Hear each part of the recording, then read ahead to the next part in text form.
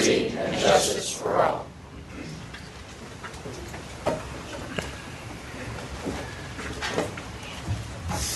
Again, welcome to everyone. I'd like to start with getting an approval for the minutes of the January meeting. Do we have a motion to approve the minutes? We have a motion and a second. Any discussion, any corrections, what have you? Hearing none, all in favor, please signify by saying aye. Aye. Opposed? Make very brief comments regarding from the chair today, because I know we have a fairly full and important agenda. I'm going to start with the announcement that we once again improved our graduation rate. We released yesterday, or Tuesday, I guess Monday, the another over 1% increase in our state graduation rate. That brings us over the last, since 2009, to just under 4.5%. It's 5 consecutive years of improvement in our graduation rate and moves us closer to our 90% goal. I do want to say, and there has been a great deal of discussion, I think we shouldn't back away from this. There has been concern about the use of waivers and the increased use of waivers in the graduation rate. I think that is an issue where I do think we continue to monitor. We all acknowledge that simply passing the ECA tests do not indicate college and career readiness, but a waivered graduation doesn't even get us to that point. So I think there is a concern about that, but I don't want to diminish the fact that we have, and I know we have a number of principals and superintendents here today, there is an obvious effort out in the field to make sure that our students are graduating. There is an obvious effort to provide the type of educational experiences to keep kids in school, that attract them, that motivate them, that challenge them, and I don't think we should lose sight of that. So, I just want to say that it is another indicator that I think things are heading in the right direction, and I want to applaud our educators, I want to applaud our school leaders for the effort they've put forth. The other issue that we cannot announce in terms of actual hard data today is an announcement that will come within the next couple of hours from the state, from College Board. And I want to say that the information we are about to get from College Board should make Indiana residents, Indiana taxpayers, supporters of education very happy and very proud. I think it solidifies the point that Indiana has positioned itself in one of the primary indicators of college success, which is AP success. We are going to hear information later today from College Board that indicates that Indiana has thrust itself as a national leader in this area. And so I sit here with good news. Sometimes we sit here and we're concerned about negatives and we want to focus on negatives. Well, I think today, we are looking at 2 indicators that we measure pretty closely in our department, even to the extent of having that scoreboard outside the office in the State House, that indicate things are heading in the right direction in Indiana and that our educators are doing the things we need to do to give our kids an opportunity to succeed and be competitive. So I'll be very excited when College Board releases that information. I think it will make many of the efforts that we have put forth in the area of advanced placement courses and making those accessible and preparing our students for success in those, I think it's going to make us very proud. So I just want to pass those 2 things on to the board, and again, pass along my really heartfelt appreciation for what we're doing and what I believe to be some very important measures in terms of where we need to go as a state. So thank you for that. With that, Becky, I think we'll open it up to public comment. We have 5 individuals signed up for public comment this morning. The first is Byron Ernest. If you want, you can stand there. You can have a seat up here, whatever you'd like to How about I do. stand right here? And That'd be that'll great. Be good for everyone. Hi, my name's Byron Ernest, and I teach agriculture science at Lebanon High School. Specifically, those are dual credit courses, rigorous dual credit courses with Purdue University. And I'm here this morning. I'd like to give some positive feedback to the A to F model. And I guess I'd like to flash back to the first of the year when our school began discussing where we fell into that. Didn't like some of the things that we saw, but at the same time, we took a step back and really took an approach of how can we use this as a formative assessment for learning for our school, and what do we need to do to make things better for our students. And really that has begun the rich discussions and some really rich work from a planning standpoint as to how we do that. And that's been very, very good for our school to really begin to, we espouse to have a systems thinking approach to school, but we've really now begun to be able to do that because our teachers are beginning to realize that what they do in their classroom affects every other classroom in the school. And I think that A to F model does that.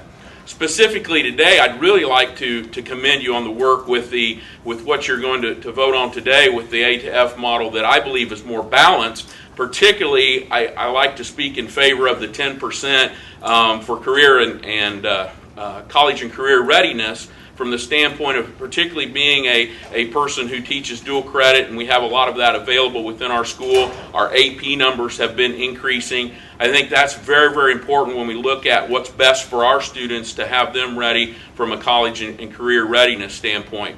So I just want to commend you on that more balanced approach to that, and certainly would put my plug in for that being hopefully a favorable vote toward that. And again, I want you to know that you have one school out there in Lebanon who is looking at what they receive from the A to F model to make things better for our students. So thank you for your time. Thank you, Byron. Steve Baker. Good morning. I'll just sit if that's okay. All right. My name is Steve Baker. I'm principal of Bluffton High School in Bluffton, Indiana. And I'm one of the original members of the High School Accountability Model Committee working with Jeff Zering and then John Gubera. I know you're voting on the A through F accountability model today. And I just want to say thank you to the Department of Education. Thank you to Dr. Bennett, John Gubera, for seeking and listening to the input of high school principals as we went through this process. We worked together to create this model, and I appreciate the involvement that we had. I do believe the high school accountability model is a good model. I believe that it's more comprehensive, that it has 4 categories: English and Algebra 1, ECAs, college and career readiness, graduation rate. I think that's a better and more accurate representation of our high schools in Indiana. Along with Byron, I agree. I really like the college and career readiness part. I'm also a member of the Indiana Educational Roundtable, where we are really addressing that issue of college and career readiness and starting to do some more things in that area. And I like the idea that high schools will be recognized for that. And then I also appreciate the 2 opportunities for a bonus for every 1 opportunity of a deduction. So it was a good process. It was good collaboration for that model. And I will say, just like with everything else, it's not perfect. And I think there's an area or two that I hope we will continue to have dialogue on, continue as the model evolves, that we'll continue to have that process of dialogue and working together to make it even better. But our goal is to continue to work together, because when we do, our students win. Thank you. Vic Smith.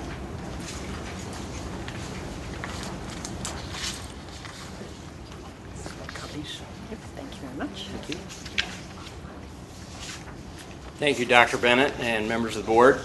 I'm Vic Smith, and I'm a retired educator, and I speak today as an individual citizen. Since the January 17th hearing on the A through F model, the IDOE has run the data and has found that 405 schools, or 22.6%, would have D's or F's. 22.6%. Now please contrast that figure with Florida, the state that Dr. Bennett has used as a role model for letter grades. Florida's current grades show 6% of schools have D's or F's. The contrast between 22% and 6% is remarkable, especially given the fact that national assessment data show that on the same national test, Indiana has outscored Florida consistently on math, science, and 8th grade reading, everything except 4th grade reading. Now this comparison leads to the conclusion that this proposed rule is a harsh standard that is roughly 3 times tougher than Florida in producing D or F schools, which are the schools that could potentially be subject to state takeover. Now this problem, as you know, affects primarily the elementary and middle schools. You just heard reflections on the high school program. They are not subject to the problem that I'm addressing. The conclusion that this is a harsh standard is confirmed by the fact that the same data produced only 20% D's and F's last August using the old system. Thus, the proposed rule produces over 40 more D's and F's than the system we're replacing. Same data, harsher outcome. Indiana schools do not deserve this treatment. The problem is the anemic way the proposed rules award bonuses for improvement to elementary and middle schools. Few bonuses will be given because the number of students labeled as high growth is limited to 34%. Students may improve significantly, but if 34% improve more than they do, they will not be labeled as high growth and their schools will not get a bonus. Now, some press reports incorrectly said that 34% of schools would fail. The 34% quota applies to students, not schools. Students, not schools. Every year, 34% of Indiana's elementary and middle school students will be labeled as low growth, and 34% will be labeled as high growth. The number of improvement bonuses will be controlled by these statistical caps. Using bell-shaped curve statistics in the formula is not appropriate and not fair to our elementary and middle schools. It may also become the basis for lawsuits when IC 20-31-8-2 is considered. And I quote from our law, "The department shall assess improvement in the following manner. Compare each school and each school corporation with its own prior performance and not to the performance of other schools or other corporations," unquote. The labeling of high growth and low growth students as proposed does indeed use comparisons involving other schools and school corporations. Growth should instead be measured, as the law says, with each school being compared to its own prior performance. Now, improvement can be measured with growth scores that do not use controversial norm reference quotas. When Johnny tests 12 scale scores below passing one year and only 2 below the next year, he has shown growth, even though he has failed both times. When Johnny tests 2 scale scores above passing one year and 12 scale scores above passing the next year, he has shown growth again, even though he has passed both times. Measuring growth need not involve bell-shaped curve statistics. Now, apparently the only changes that have been made since the January 17th hearing are to tighten how scores for limited English and special education students are handled, making them identical to federal rules. There's a great irony here. The federal No Child Left Behind Act now stands discredited and disrespected across America, largely over the unfair way it assessed special education and limited English students. Now, as the federal system is slowly unraveling, the department proposes to continue key parts of the failed plan in Indiana's rules. The original language on these points made better sense for Indiana, and I urge you to step beyond inappropriate federal influence and do what is best for Indiana. To sum up, 2 issues leave this proposal fatally flawed. Number 1, quotas of low growth and high growth students should not be statistically set at 34% for elementary and middle grade students. And 2, failed federal policies on limited English and special ed should not be embedded in Indiana's rules. I urge the members of the State Board to table and rework this proposal to avoid the sure problems these issues will create. Thank you very much. Thank you. Thank you, Vic. Next up is Patricia Titus, if I'm saying that correctly.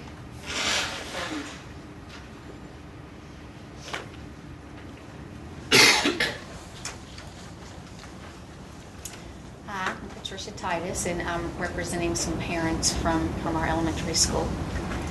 I just want to say we're here representing one of the highest performing elementary schools in the state of Indiana. We proudly volunteer our time and talents to ensure that our students, all students, receive the best education at our school. The parents and families do consider this our school. Our school has consistently received the 4-star award. Our I-STEP passing percentages for both English and language arts and math are currently in the 90s, right on par with Dr. Bennett's plan for all of Indiana. In fact, over 60% of our students passed plus in mathematics this past year. With that said, we find it difficult to understand how a school with performance results such as this could possibly end up with a score of a B or be labeled as a B in this proposed plan. That was how it was on the state sample run. We do understand that this determination was just a sample and that actually will never be used as a true accountability measure for our school. However, we feel that this does show that the proposed rule could be vulnerable to the anomalies. Surely the state board does not intend to send a message that would be mixed to our parents and to our community, that a school that would receive the highest distinction as the 4-star award would not be labeled with the top grade assigned, that it would be a B. Surely that's not the intent for, I wonder if this labeling us with a B, could that discredit the 4-star award that we've consistently gotten? I'm sure that that's not the intent. We hope that the state board is aware of the repercussions that this determination can have on a school. A local private school is in our immediate area, and we embrace the fact that we compete for students. However, this private school is not going to be held to this accountability framework. We do not want to lose out on students because parents choose not to send their students to our school because we got a B rating. Additionally, we would also like to know how we are to explain to a parent why a school with performance measures such as ours would even receive a B in the first place. We are aware that the state is trying to simplify this framework, but the details of this proposed rule are not simple at all, even to the educators who I tried to have explain it to me. We respectfully ask the state board ensure that all schools in Indiana are graded in a fair and consistent manner, and that no school in Indiana ends up trying to explain mixed messages to the public. Surely it's not hard to see that if a manner for grading school would label a top performing school with a B, that there has to be a serious flaw. My name is Rebecca Robinson, and Tricia and I came together to represent the parents from our school.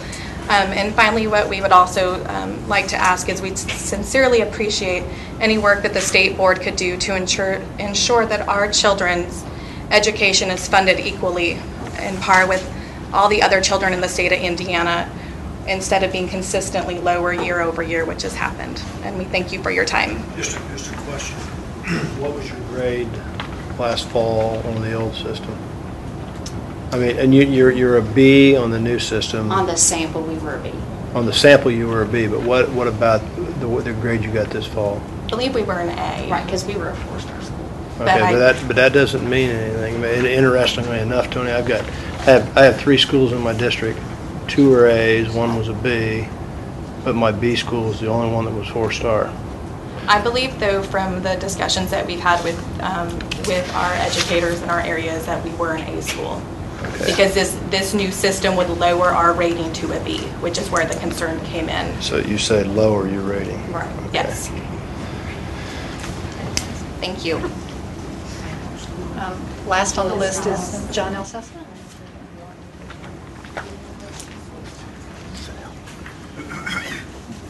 Good morning. For those of you who I've not had the opportunity to meet, my name is John Elsesser. I work with the Indiana Non-Public Education Association. You may have seen me sitting in this room. I'm usually here every month, but this is really the first time I've taken the opportunity to take advantage of the public comment. And since it is the first time I've had the opportunity to speak to the board, I would like to share something with you that I've shared in other forums. And I've had the pleasure to work in 3 other states. And I find that the working relationship here in the state of Indiana between public schools and non-public schools to be far superior to any other state that I've ever worked in. And I think it's a real testament to the leadership both here at the state level and at the local level. I'm going to shift gears a little bit. I'm not going to speak to A to F, but I'd like to talk just briefly, a few brief comments about the reading rule that you'll also be voting on later today. And I really come with both accolades and with some questions. In particular about how aspects of that plan apply to the non-public school community. I'd like to begin first of all, and first and foremost, by commending John and Anna for their work on this initiative. I think, as you've heard in a lot of other meetings, that it's been exemplary. Following the development, both John and Anna have been very gracious in giving their time to the non-public school community, speaking at administrators' conferences, speaking with teachers. They're scheduled for our statewide conference next fall, and they do a great job, and that's greatly, greatly appreciated. There is some question or concern about the applicability of some aspects of the plan in the non-public arena. Please don't misunderstand my intention. Quality reading instruction is a major priority in non-public schools. I think that's one reason why many folks in non-public schools have so embraced the work that John and Anna have been doing, both in putting out the framework and the resources that they've put out in Learning Connections. The main question is are there aspects that should not really be mandated in the non-public school arena? In many ways, the reading initiative was developed out of a need in our public schools and developed by some very top-notch public school educators, and then later applied in the non-public arena. I also realize when you look at how this applies to non-public schools, some of that's directly addressed in statute, some is addressed in terms of how statute's interpreted, and other may be addressed in the rules that are developed. I think Dr. Bennett would tell you from our many conversations on a variety of topics that we in the non-public school community are very open to outcome accountability, state testing, 221 category placement, I-read assessment. But we sometimes struggle when the state gets too prescriptive on how we reach those outcomes. It's kind of inherent of being a non-public or a private school. We do appreciate some of the exemptions that have been built into the rule for high-performing schools. I think that will address, for some of our schools, the concern about scheduling constraints and the 90-minute reading block. With that said, there are aspects that are pretty prescriptive in the plan as well, and some aspects may have some possible funding implications that give us concern. I think the area that's most problematic and perceived by some as being invasive deals with the retention area, and I understand that that's not central to the plan by any means. I personally don't have a problem with retention, and I also understand the importance of reading mastery. I do have some philosophical and practical concerns about retention being mandated by the state in a non-public school setting, especially considering its funding implications, and not only funding implications for the school, but funding implications for the parents who are paying a tuition. So in essence, the state would be saying, yes, parent, you have to pay an additional $4,000 or $5,000 for an additional year of schooling when they've trusted that decision to the non-public school that they've chosen to enroll their student in. So there just seems to be some incongruence with how it's applied in the non-public setting. I think there's some precedent in the rule as it's being proposed for exempting certain aspects of the proposed rules for certain schools, and we hope you might consider that option for non-public schools as well. With that said, I'd like to thank you for my opportunity to speak to you, and I thank you for all that you do on behalf of all children here in the state of Indiana. Can I ask you a question? Yes. Do you support vouchers? Pardon me? Do you support vouchers, Uh-huh. the use of public funds in non-public schools? Yes. And do you accept the fact that as a result of the voucher program, there'll be more kids being funded by the state that'll be in non-public schools? Yes. And yet you're still asking for exemptions from this requirement? Yes, and just to be clear, Mr. Pickett, the statute or the rule does not focus on voucher schools. It's on state-accredited schools. No, I understand, but my point is that you're making an argument in the sense that because the non-public schools, the parents are paying the tuition, that somehow there's a different financial implication, but there's And the a percentage. plan to have more and more, or to have at least some number of publicly funded children in your schools, and why should they be treated differently because they're in your schools versus public schools? Because the parents are making that choice for that place for them to be educating and trusting that that school is going to make the Yeah, but best if the kids educational aren't, if the decision kids for aren't their passing iRead and not reaching third grade requirements, shouldn't the school be responsible for kind of negotiating with the parents on what they owe them in terms of tuition and being left? I mean, why should we change the requirements? Why should we change the goals? Why is that an issue that the board should focus on? Basically, I think that requiring something that's going to have a financial implication on those parents doesn't seem to be appropriate. Okay, I guess we just disagree on that. Thank you. Thank you. That's the end of the public comments. The first action item, we need to get John Gubera on the phone. Sure. And we need Dale. Is Dale here? There he is. And we'll try and get John.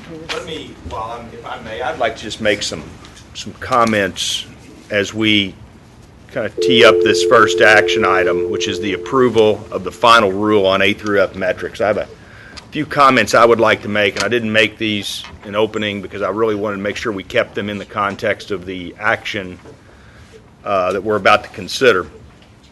First, I want to thank the principals involved.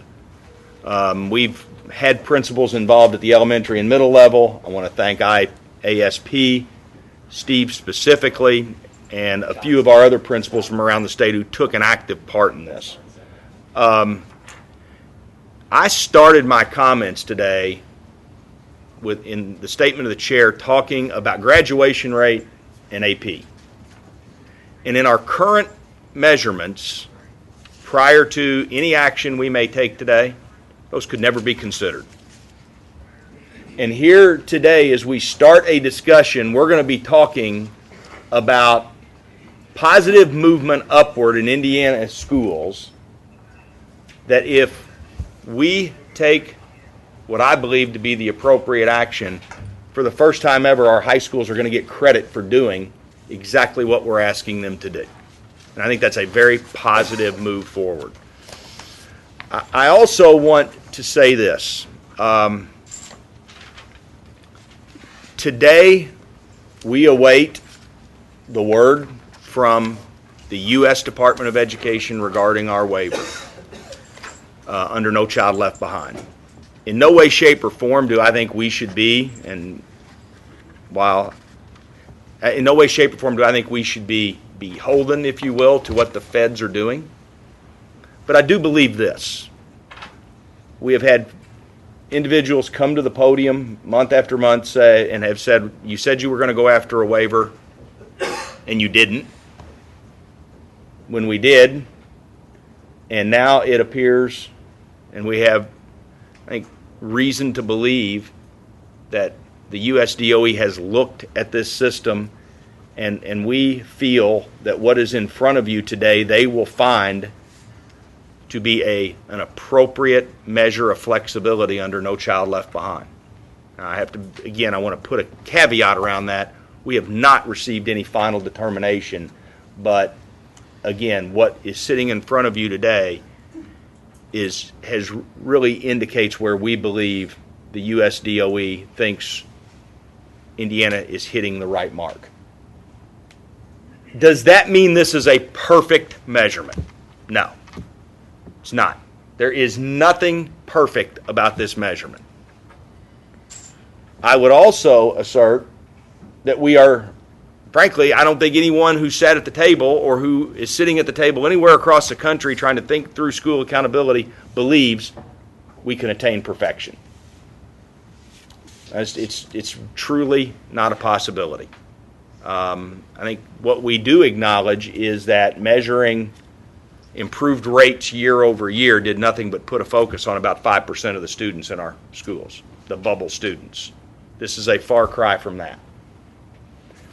I would also say that because it's not perfect, our greatest challenge in this conversation was not to develop a bulletproof accountability system, but to develop a flexible policy that enables us to evolve as we get new inputs into the system. We are looking today and awaiting today park assessments.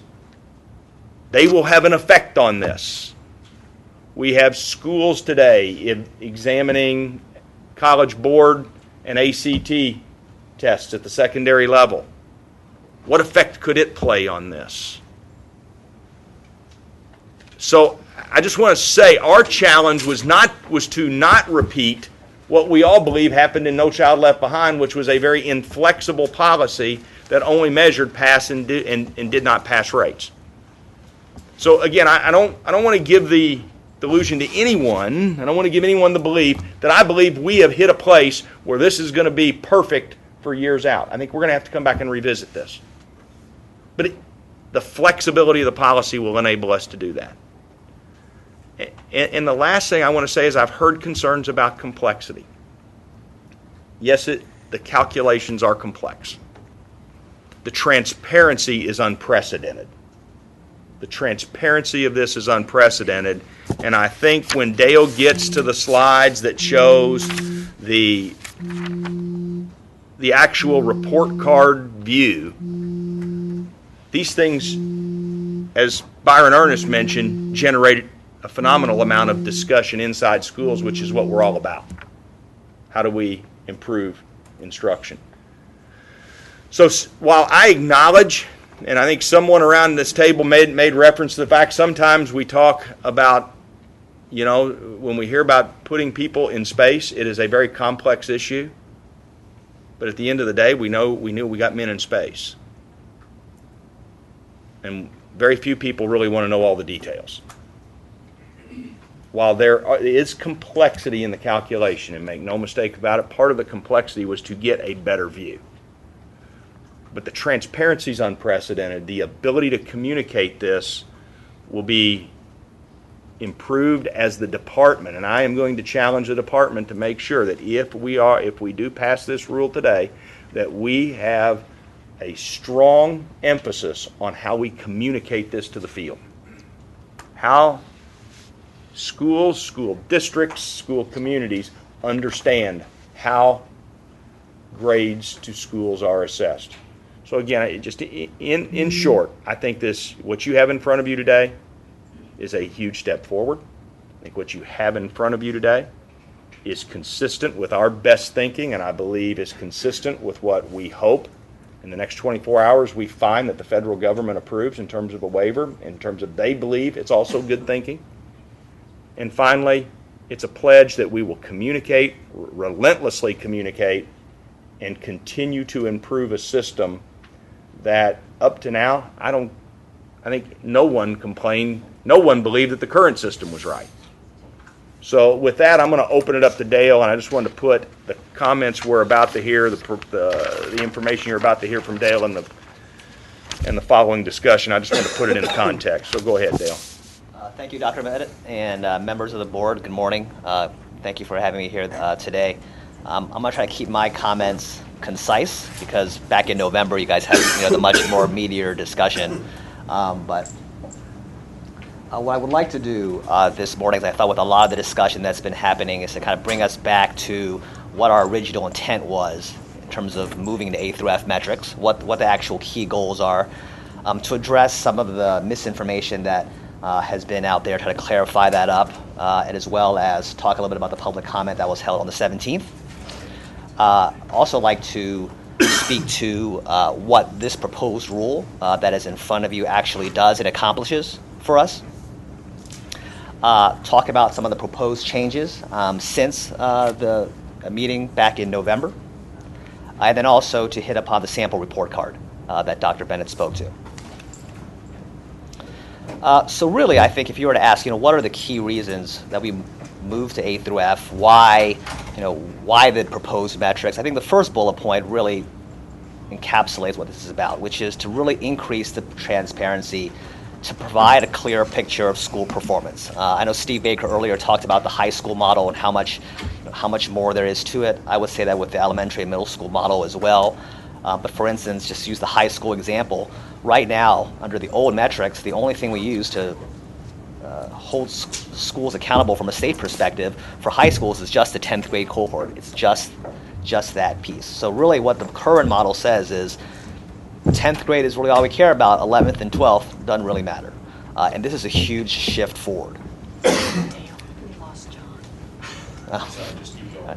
The second piece, I think, to echo what Dr. Bennett shared was, back in 2001 when No Child Left Behind was passed, when a lot of states moved to proficiency-based systems, the best technology that was available was how many more kids could you get over the pass bar, which made sense at the time. That was the best technology that was available, and then a lot of accountability systems, including Indiana, were built around that technology. Since then, though, Indiana has been leading the way, along with a double handful of states, in incorporating student growth. So for the first time, from the state's perspective, we can actually recognize teachers and schools that are doing a great job getting those kids that are way, not even close to passing, but getting tremendous growth. For the first time, we can actually recognize that in this model.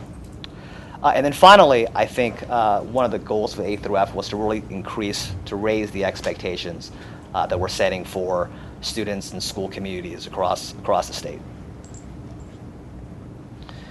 A number of myths we've heard. One, there's this, just to try to clarify these are some of the big ones. There is no fixed percentage of kids that are destined, fixed percentage of schools that are destined to fail under this system. There's no predetermined number of schools that are destined for any of the particular categories. And then finally, Indiana is not the only state that is incorporating growth into its accountability system. Again, like I said earlier, this is the direction not only Indiana is moving, but that also the federal government has shown a lot of interest in, again, to get the balance of proficiency, but also growth. Dale, may I interrupt you for a minute? Sure. Is Indiana the only state incorporating the Colorado growth model or a derivation of the Colorado growth model into its accountability system? Absolutely not. I mean, there are a number of states that are using Colorado's model as well. It's a great question. So since the public comment from the 17th, there have been a number of things that have happened. First of all, with John Gubera and his team, they've engaged over thousands of educators across the state, and I think, again, like Steve Baker said earlier, from the very beginning, from the outset of this process, the genesis of the A through F metrics was actually through study teams of educators across the state, both at the high school level and the elementary and middle school level. And from the very beginning, the DOE has been very, very deliberate about making sure that there was lots and lots of feedback and input into the proposed rule that's before you today. Another piece since the public comment on the 17th is we released the approximated grades for each school. Again, the letter grades that the schools saw on that spreadsheet, again, was it was a conservative view of how schools might look under the new metrics. And I say conservative because there are pieces in there that are not fully complete. So for instance, under the proposed rule that's in front of you, it's students that are enrolled at 162 days that are held accountable, whereas on the spreadsheet it still reflects the old 126. And if you actually put all the pieces in there, there are actually a number of schools, their grades would actually probably even be higher than what's actually reflected on that spreadsheet. So again, it was a conservative view. Following, or as part of the release of those approximated grades, there was also a WebEx held for educators across the state. There were actually over 300 discrete callers on that WebEx, but that number is a little bit deceptive. That's what we found was for each of those individual calls, there were often 5, 10 folks actually on that particular call. So we're talking about a lot of educators who were able to listen, participate, ask questions. And what John and his team found as a result of that WebEx was the feedback was overwhelmingly positive. And actually, it seemed like the folks on the call were certainly past the misconceptions that were out there. They were much more interested in actually understanding and knowing the specific mechanics of the model. So with that, I think the question becomes, what does this proposed rule do? Which I think is an important question, especially in comparison to the metrics we are using today. The first piece is, I would argue, is that the new model strikes an effective balance between growth, proficiency, and improvement, growth, and proficiency. Again, there's been this sort of back and forth in terms of norm reference models versus criterion models. I mean, certainly reasonable people can disagree about sort of where the sweet spot is in terms of incorporating those elements, but we really feel like just using any of those in isolation is not enough, especially if our goal is to get a more transparent, a more clear picture of how schools are performing. Second, and I think this is to echo what Dr. Bennett closed in terms of his opening with regard to traveling to space and using that analogy. Really, the intent here was to provide a simple and straightforward methodology without oversimplifying, and that's always sort of the trick. And I would argue that we landed at a pretty good spot given that goal. The third piece, again, very, very important. We've been, like Dr. Bennett said, we've been engaged in very vigorous discussions with the federal government about our ESCA waiver application. And based on our most recent conversations with the feds, the proposed rule before you this morning from the federal government's perspective is, I'm not going to gloss over it. I think it's a linchpin in terms of our ability to actually get the waiver from the federal government. Fourth point, I would say that under the old model, one of the unintended effects of having a model purely based on proficiency is not all, but many schools ended up focusing solely on the bubble kids. And now with this element of growth brought into the model, not that it completely eliminates the bubble kid effect, but certainly mitigates it. And for the first time, I would argue that now there's an incentive to actually focus on all students, because all students can grow regardless of where they are. And then finally, college and career readiness. This has been one of the pushes on the federal level as well as the state level. And for the first time, we actually have college and career readiness metrics built into the high school model. All right, so that gets us to the 4 changes to the proposed rule since you reviewed it back in November. The reason for all 4 of these changes are consistent with federal standards. Frankly, when we were talking with the feds about the waiver, when it came to these 4 elements, as we originally had it back in November, they were really non-starters for the feds. And so we had to really bring it back in line. And so in terms of what those pieces were, one, we changed the LEP piece. Originally, I believe it was a 24-month window that was in the original rule back in November. And now to bring it in line with federal requirements, it's a 12-month window. For the IEP exemption, same thing with graduation rate. Again, bringing that consistent with federal standards. They were not amenable to the idea of us removing 3% from the denominator, so to speak, in terms of the grad rate calculation. And then similarly with the cap in terms of I-STAR and IMAST, again, the number of kids that school corporations, the percentage of kids that school corporations can count toward proficiency, and I-STAR and IMAST, those percentages were also changed to reflect federal standards. And then finally, I think, really this report card speaks for itself in terms of ultimate transparency. I mean, certainly, when this is, live online, parents, stakeholders will be able to, dig and get as much information as they want. They'll even be able to drill down to the individual traditional subgroups. But if you just talk about providing a much clearer picture of student performance, just starting with the letter grade, showing the actual the grading scale, breaking it out in terms of ELA and math with regard to elementary, middle school. And if you go to the next one, the high school model, showing the 4 categories or areas with regard to the high school model. Again, very, very transparent, shows the points, shows the grading scale. From a clarity standpoint, I would argue you're probably not going to get much clearer than this. I know earlier there was an example brought up in terms of Florida's model. Having had the opportunity to look at Florida's model, in terms of if you were to really look under the hood, you talk about an extremely convoluted, difficult to understand model. Nothing against Florida, we're big fans, but in terms of the details behind it, this model is much more elegant than what you find over there. So with Dale, where's the growth? Can you go back to the... Yeah, there's actually multiple pages to this. This is actually just the top page, but the page that you guys got last time had, I think, 2 or 3 pages. So there'd be a growth.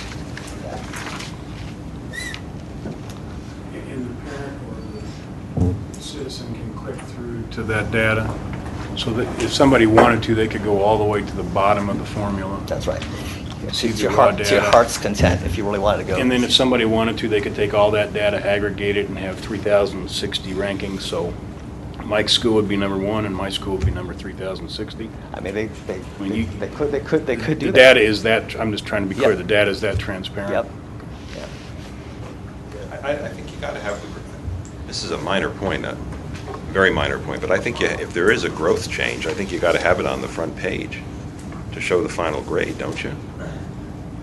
I mean, that seems to suggest that, you just determined this score by looking at the math proficiency and the English, and, you got a C and an A, so the points equal 6, divide by 2, and you get 3. I get that, but if there was any change or points value to award, so I would assume, looking at that there was no point change because of growth. If there were, I think that needs to be reflected on the front page. Okay. And just so we're clear about that, because I agree with you. We would be, however we vote, we would be voting on the rule, not on this communication piece. Correct. So there's flexibility to figure that out on the backside. Absolutely. And I probably should have opened by saying this is not where we've ultimately landed. This is the most recent draft we have, but certainly in terms of feedback and input on making this even clearer, absolutely. I think the growth is a great idea. It's clear, and I like the way it's laid out visually, but I think you got to show a summary of what growth, and then you can go deeper in the later pages. Anyway, minor point, but thank you. Sure. Could I ask a question? When you going back to debunking the myths, I've read some of the testimony given at that. Well, I've read most of it given at that January 17th, and that is a recurring theme about the 34%. Where does that come from? I mean, and you've said over and over again that is not accurate, that is not accurate, but there are a lot of people out there that think that that is accurate. So how can you say, no, this flat out isn't true, and this is why? It's a great question. First of all, I think if you just look at the approximated runs that we did, I mean, you'll see that it's nowhere close to a third of schools being in the F category, or even the D and F category. Another part in terms of thinking about that norm distribution in terms of students for the growth model, you're looking actually at a statewide piece. So for instance, I know after that public comment, there was some news coverage as well. There was a parent, I recall specifically, who was very concerned, and she walked away thinking that, as she really happy with her school, but as a result of this new accountability model, now a third of the kids in her school are going to be deemed as failing, a third of kids are going to be okay, and a third of kids are going to be high performing. Again, it's not a curve in each school. I mean, the growth model is based on peer groups. So, and when you're looking at your peer group, you're comparing any given kid for that particular grade level, for that particular content area with their peers across the entire state. So what that means, Vicki, in terms of a shorter answer, is that you could have a school where all the kids at the school are showing high growth. Now, conversely, you could also, in theory, have a school where all the kids at the school are showing low growth as well. But there's no predestined number. I think that's one of the myths that we've heard a lot. Well, if you have a school that's showing like 85%, and then they drop back, so they're not showing any growth, so what kind of a hit do they take under this model? Right. And again, I think... But they're still scoring at a B level. Right. And remember, improvement is still in there, too. So you could have a school that, let's say, is 78%, 78% of their kids are passing the state test, and their growth might be average, lukewarm, let's say even low growth. Mm-hmm. But if they get 2 percentage points more kids to pass, and they get to 80% passing, then that raises their grade. So I mean, there's the three variables that are in there. There's the proficiency, which plugs you in. There's the improvement, which can move you, but then it's also the growth that can move you as well. And just to be clear, growth means what did I learn this year? That's right. And it compares me where I was last year to me where I am this year. With all the other, with all the other fourth graders in the state. Right. Good point, but let me add them together, Mike. The way I get my growth score personally is if I was 4.2 last year in the 5th grade and end up at 5.2, then I got a 1.0. This is too simple. But it's how I changed. Now, my 1.0 rate of change is now compared to the rest of the state's rate of change. That's right. And if the rest of the state, theoretically, we could only hope, went up 2.5, I might be in the bottom third even though I grew. Right. If the rest of the state, as I worry sometimes, only goes up 0.2, I could be a rock star just for getting a normal year's growth. But it's an absolute measurement of me and a relative measurement of my performance versus the rest of the kids in the state, to Mike's point, on the fourth grade level. And then you do put somewhat of a curve on it at that point, right? At the school level. And that's for the... So if my school, all the kids only go up this much and the rest of the state goes up that much, I'm going to be lagging. If my kids go up this much and the rest of the state goes up this much, I'm going to be succeeding. So it's a relative. And that creates, in my mind, a potential race to the top. We're all trying to get better. So in a way, David, you could grow a year and be low growth. Theoretically. I worry more about the reverse, Mike. Yeah, so there's going to be a third of the folks with low growth and a third of the folks with high growth. But the reality is the third may not be low growth, and the third may not be high growth. Let me address If you compare, if you're looking at wanting a year's growth. Yeah, this is way oversimple, and I apologize for the athletic metaphor, but I think this is like the state basketball tournament. You know, some people make it through the first round, some people make it through the second, some people make it to the championship. We're now putting our kids and the schools in a relative basis. And I'm not sure I love all of it. I got questions like everybody else, but I do find it kind of positively intriguing that all of a sudden we're all competing on how much we actually get our kids to learn. I find that to be a very useful function. I think also from a parent standpoint, it's really, it's really helpful as well, because if I'm a parent and I have a kid and you tell me, he or she gets a scale score, let's say a 500, or started with a 500 on the state test, let's say that's average, and then moves to a 550, in a vacuum, as a parent, I might say, oh, that sounds good, 50 scale score points from 500, great. But then if I know as a parent that all those kids that got 500 on average actually moved up to 580 or 590, then it's the first time as a parent I might say, well, wait a minute. You're telling me my kid's doing a good job, or is he or she really moving as well or as much as he or she should have? But our benchmark still is the I-STEP, correct? Our predominant benchmark for growth. Yeah, the growth and proficiency, it's all based on the I-STEP. And we've not changed using the I-STEP, and we haven't seen growth. So if that's the only variable we're going to consider and not take into account other potential possibilities like ASVAB or ACT, which shows initiative by individual schools, which shows interest in not just being hung out to dry based on the I-STEP, but that they're willing to take innovative steps for diagnostics. And shouldn't those count? Should we consider acuity and wireless? And that's a real big issue for me and for many of the people I talk to, along with it is not transparent to the general public. It is not simple. It is complex. One of the I think, again, it's just fine. I take your point. Thank you. I definitely take your point. And I think, along your lines, certainly and it's not just in Indiana, but also across the country when it comes to accountability systems, should be looking at other content areas, should be looking at science and history, should all those play into the model. And I think Dr. Bennett put it best.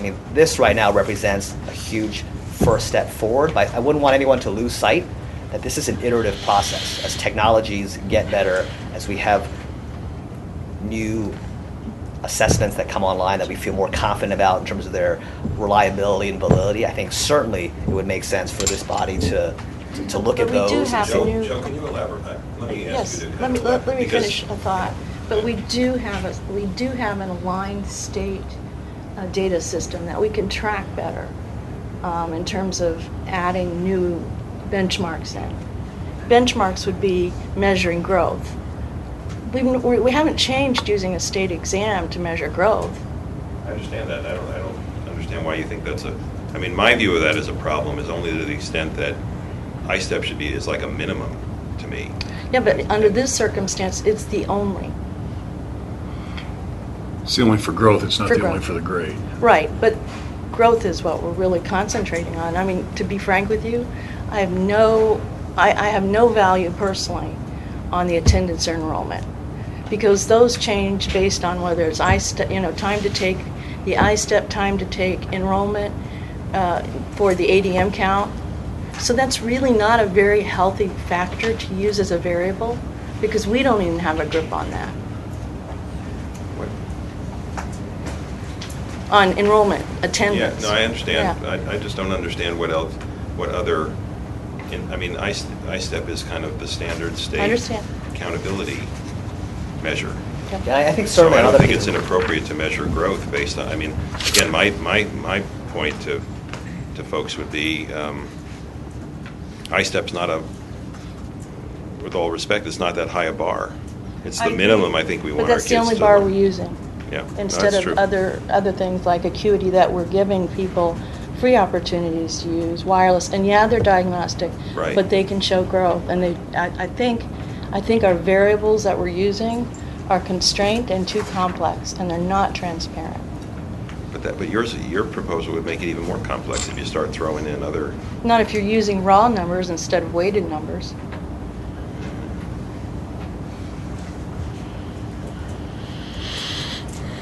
Obviously, there's some disagreement, I mean, I know. the complexity, we've all grappled, I'm sure, in one way or another with the issue of the complexity. And I think the analogies are relevant. It's complex on one level because it has to be. Anytime you went, any endeavor, you can describe at one level, at a very high level, in a general term that's not complex. But if you really want to understand a car, on the one level, a car is something you get in and you drive from point A to point B. Put your foot on the accelerator and it goes. If you look under the hood and try to understand the car, they're not even carburetors anymore. The fuel injection and all that stuff, it quickly gets very complicated. But how does that equate with transparency and simplicity? There's a level, because at a certain point, if you're explaining that it's based on a calculation of growth and it's based on a calculation of proficiency and it's based on using a certain type of instrument, I think that's understandable and that is transparent. And I think also just the letters, just getting A, B, C, and D is a lot more transparent than the previous system, which made no sense and no one understood. People understand A through F. The other They piece get in it. terms of transparency is the new metrics are aligned to the department's 90-25-90 goals, which have been widespread since the beginning. One of the questions we always get, well, how do I get an A on the system? Really, if you hit 90-25-90, you get 90% of your kids passing the state test, at least 25% of your kids, showing college career eligibility in terms of APIB, dual credit, or industry certification. 90% of your kids graduating, you're going to get A in the model. The other piece I would add to it is I think it's very important. To take Neil's point, I-STEP is absolutely the floor and not the ceiling. And there's certainly a lot more that goes into a school, what happens, and how a school really looks like besides I-STEP. But my hope is that when it comes to these letter grades, regardless of whether your school's an A or an F, when that announcement is made each year by the department, that the conversation doesn't end there at the local level. Certainly I would say that it's incumbent upon the folks that are there to make sure that they build on, explain all the elements that are going on at the school regardless of what I just want to letters say they go. one thing, and I'm done with this discussion. I totally support the waiver. I totally support the A through F concept. I do not support the complexity. And that, I've spent since January 17th, since November, I've met with more people than I want to admit to meeting to try to understand it, because math is not my strong point, and I'm the first to admit it. And I want to be able to go out and represent our hard work, our positive education reform work, to the regular folk. And so I think I disagree with many of the positions around the table, and I hope you respect me for that, but that's where I'm at. I would want to echo what Joe said. I also support the basic model. The only piece that does really bother me is the complexity. And yes, you may not be very strong at math, but there are a lot of people out there that aren't strong at math, and they want to understand. They want to try to get a grip on why their school, it's like these ladies that spoke earlier. They can't understand why they went from an A to a B. And, and I think schools, I think that they should be able to pick up a sheet of paper and read it and go, oh, now I get it, I see it. But I think there's more to it than that.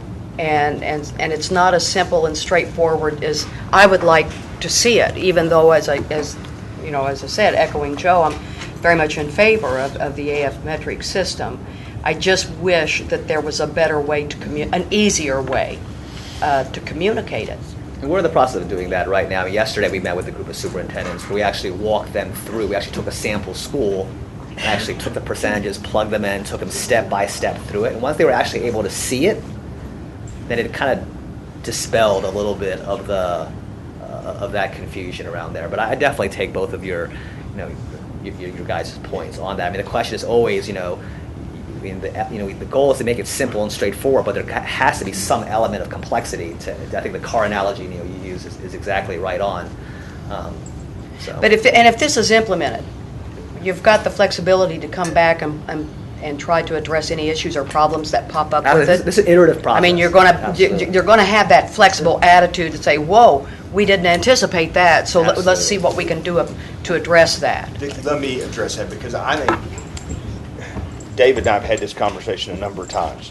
This is an issue where there are factors coming to us, the park assessments, how the park assessments will be vertically scaled, what we use as secondary assessments, be they the pure park assessments, do we use park with ACT or some form of college board. There are going to be some factors coming down to us that we're going to have to address.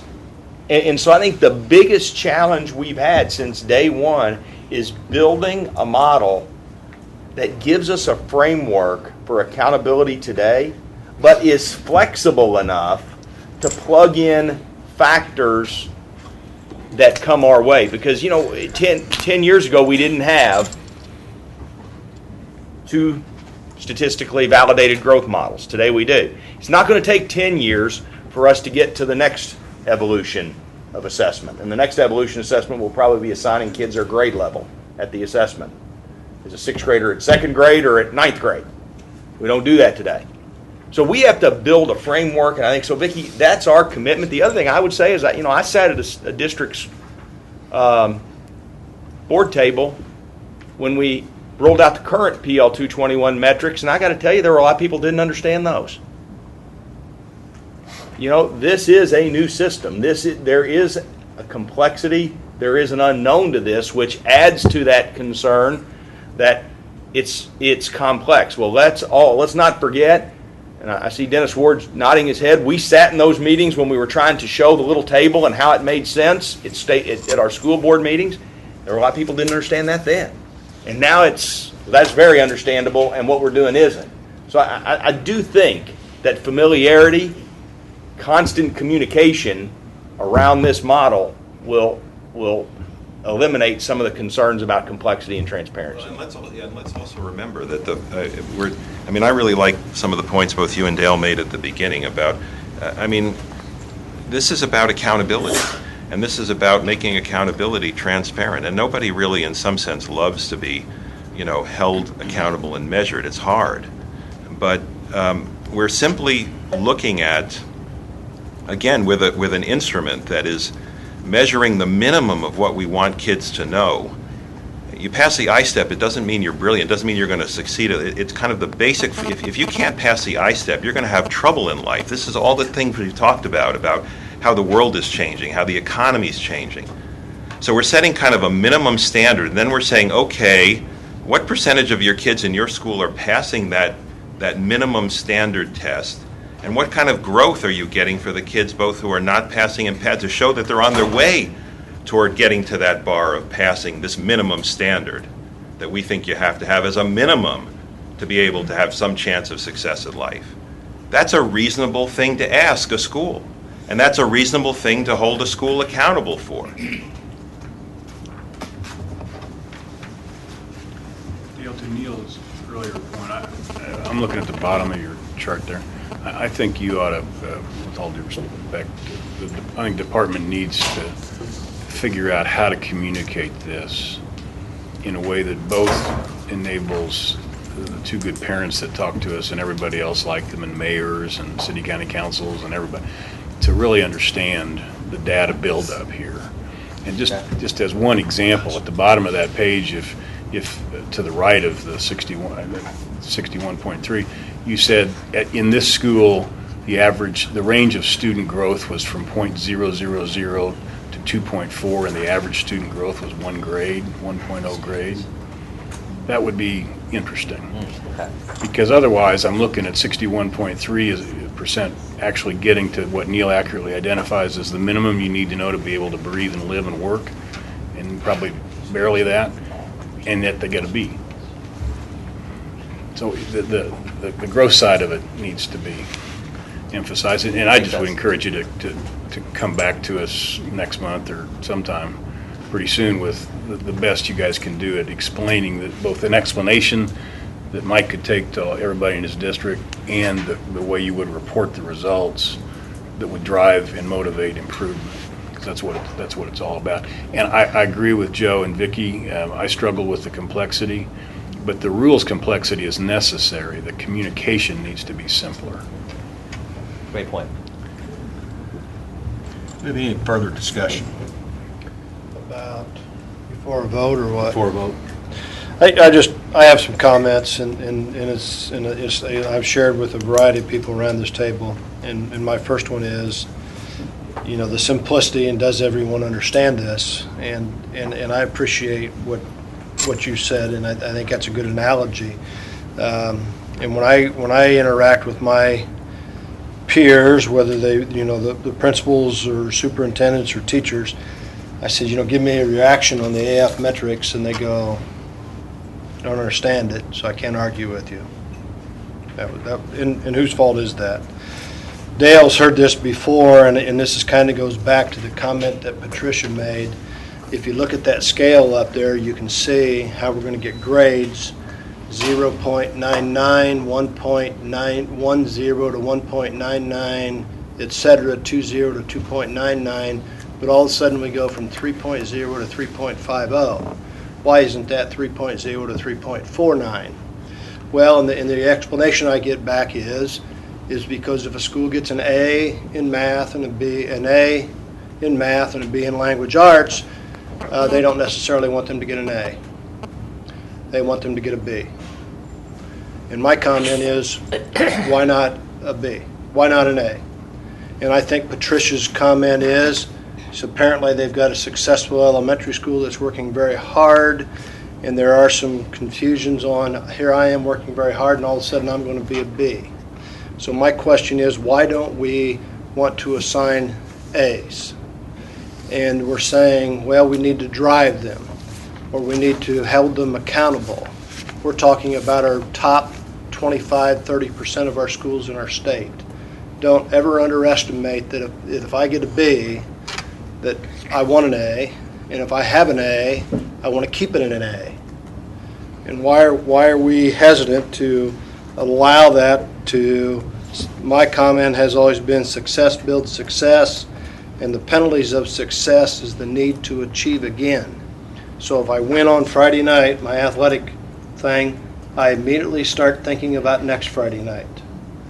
I don't enjoy it on Saturday morning very often. It's one of those things. I'm hesitant in talking with. I've had open conversation and talking with Steve Baker. Again, his team. His name's been mentioned way too much today. but the idea of general diplomas and of listening and reading the reports, as Vicki has done. I think that one of the comments came from the gentleman from Bartholomew County several months ago. Number one were two things. Yes, there is a place for kids with general diplomas in our workforce.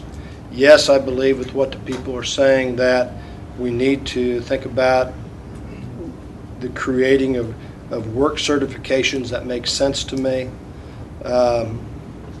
But the other comment that came from out of Bartholomew County and our gentleman from Cummins was that we are not, in the high school model, there isn't anything that recognizes or encourages schools to move into progressive reform models, such as, pardon? Innovation, such as Columbus with the New Tech Signature Academies. Those are not, there's not a point system for that. Tony, I appreciate what your comment is. This is going to evolve. These guys have stopped me. Is there a game changer for me? And the answer, there's a game changer. I'm not. I don't like. I don't the 3.0, and they've explained it to me in their rationale, and I appreciate that. I understand their comments. I'm like Neil. I just simply disagree with them. I understand, but I disagree. The comments that I'm getting about right now about us penalizing schools for general diplomas are a majority, and I had a meeting with my administrative team yesterday, and I'm asking them about this model, and I says, did the general diploma thing bother you? No, doesn't bother me. In our setting, and we have less than 10% of our kids getting general diplomas, and you're going to be penalized over 30%. This doesn't bother me. I'm not sure I'm being sensitive enough to some schools that are struggling more than that, just to get kids through the schools. I'm not in favor of waivers, okay, and an abundance of waivers, but I'm not sure I'm ready to penalize that inner city school or whatever that's working real hard and getting them a general diploma and have passed the ECAs at 9 and 10. I don't like that penalty. So those are my comments before the vote. But Mike, it seems as though we are actually cheating toward granting A's with that system there, or else A should be 4.0. I mean, everything else goes to, like, why isn't B a 3.0 to 3.99? And the only way you could get an A is to be a 4? Yeah. I mean, it seems as though we are actually trying to encourage the A's the way it's written. I mean, otherwise it's not consistent with what you need to get a B, a C, or a D. And the only other thing on this system with the elementary and the middle schools is if you were a B school and you had high growth in language, you get a point. Takes you to a 4. And if you get high growth in math, you don't get another point. You get capped at 4. Because you can't get over a 4. But if I'm a school with a B and I have high growth, in language and math, I can't get over a 4. So we're already putting a cap on the points that they can get. Anything else? Hearing no further comments, I'm going to go ahead and call the question. We have a recommendation from the department to adopt the rule as presented to you. All in favor, please signify by saying aye. Aye. I need a motion. Give me a motion. Move to approve. We have motion and a second. Now let's do it. All in favor, please signify by saying aye. Roll call. Aye. Opposed? Nay. Abstain. So we have 1, 2, 3, 4, 5, 6. We have 6 yeses, 2 noes, and 1 abstention. So motion carries. Okay, thank you. Item B.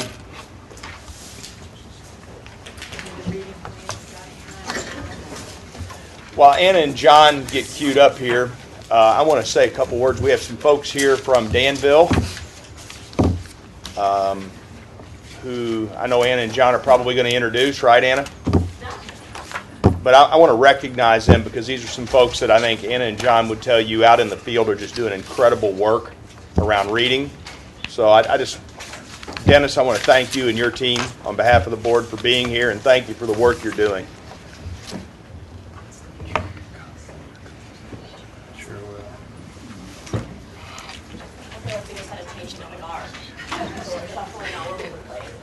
Good morning, everybody. everybody. It is our pleasure to be here today. I think John and I have had a couple months off where we haven't had the privilege to come and share with you. Our purpose today is really twofold. We want to talk to you a little bit about the results of the hearing for the reading rule, which are a direct result from your comments several months ago at the board meeting, as well as share with you something that, to be quite honest with you, probably is remiss that we haven't done so already. One of the components of the reading rule, as you are aware, is that every school starting last year that has a section of K1, 2, or 3 must submit to the department by a June 30th deadline a reading plan. And the components of the plan have always been spelled out in every aspect of the reading rule. We've talked about them in depth over the last year and a half. But to David Shane's point a couple months ago, you had never seen that format or what that looked like online. And I want to be very transparent, not only between us and the literacy department, but you guys as well, that what we put into place here within this room and the policies, it's important to know how they how they impact our schools, what they look like in the schools. So today what we wanted to do is show you what schools are faced with when they go to input their information for the reading plan. As you can see, this is on the DOE online site. Principals, superintendents have access to the site. It is a secure login.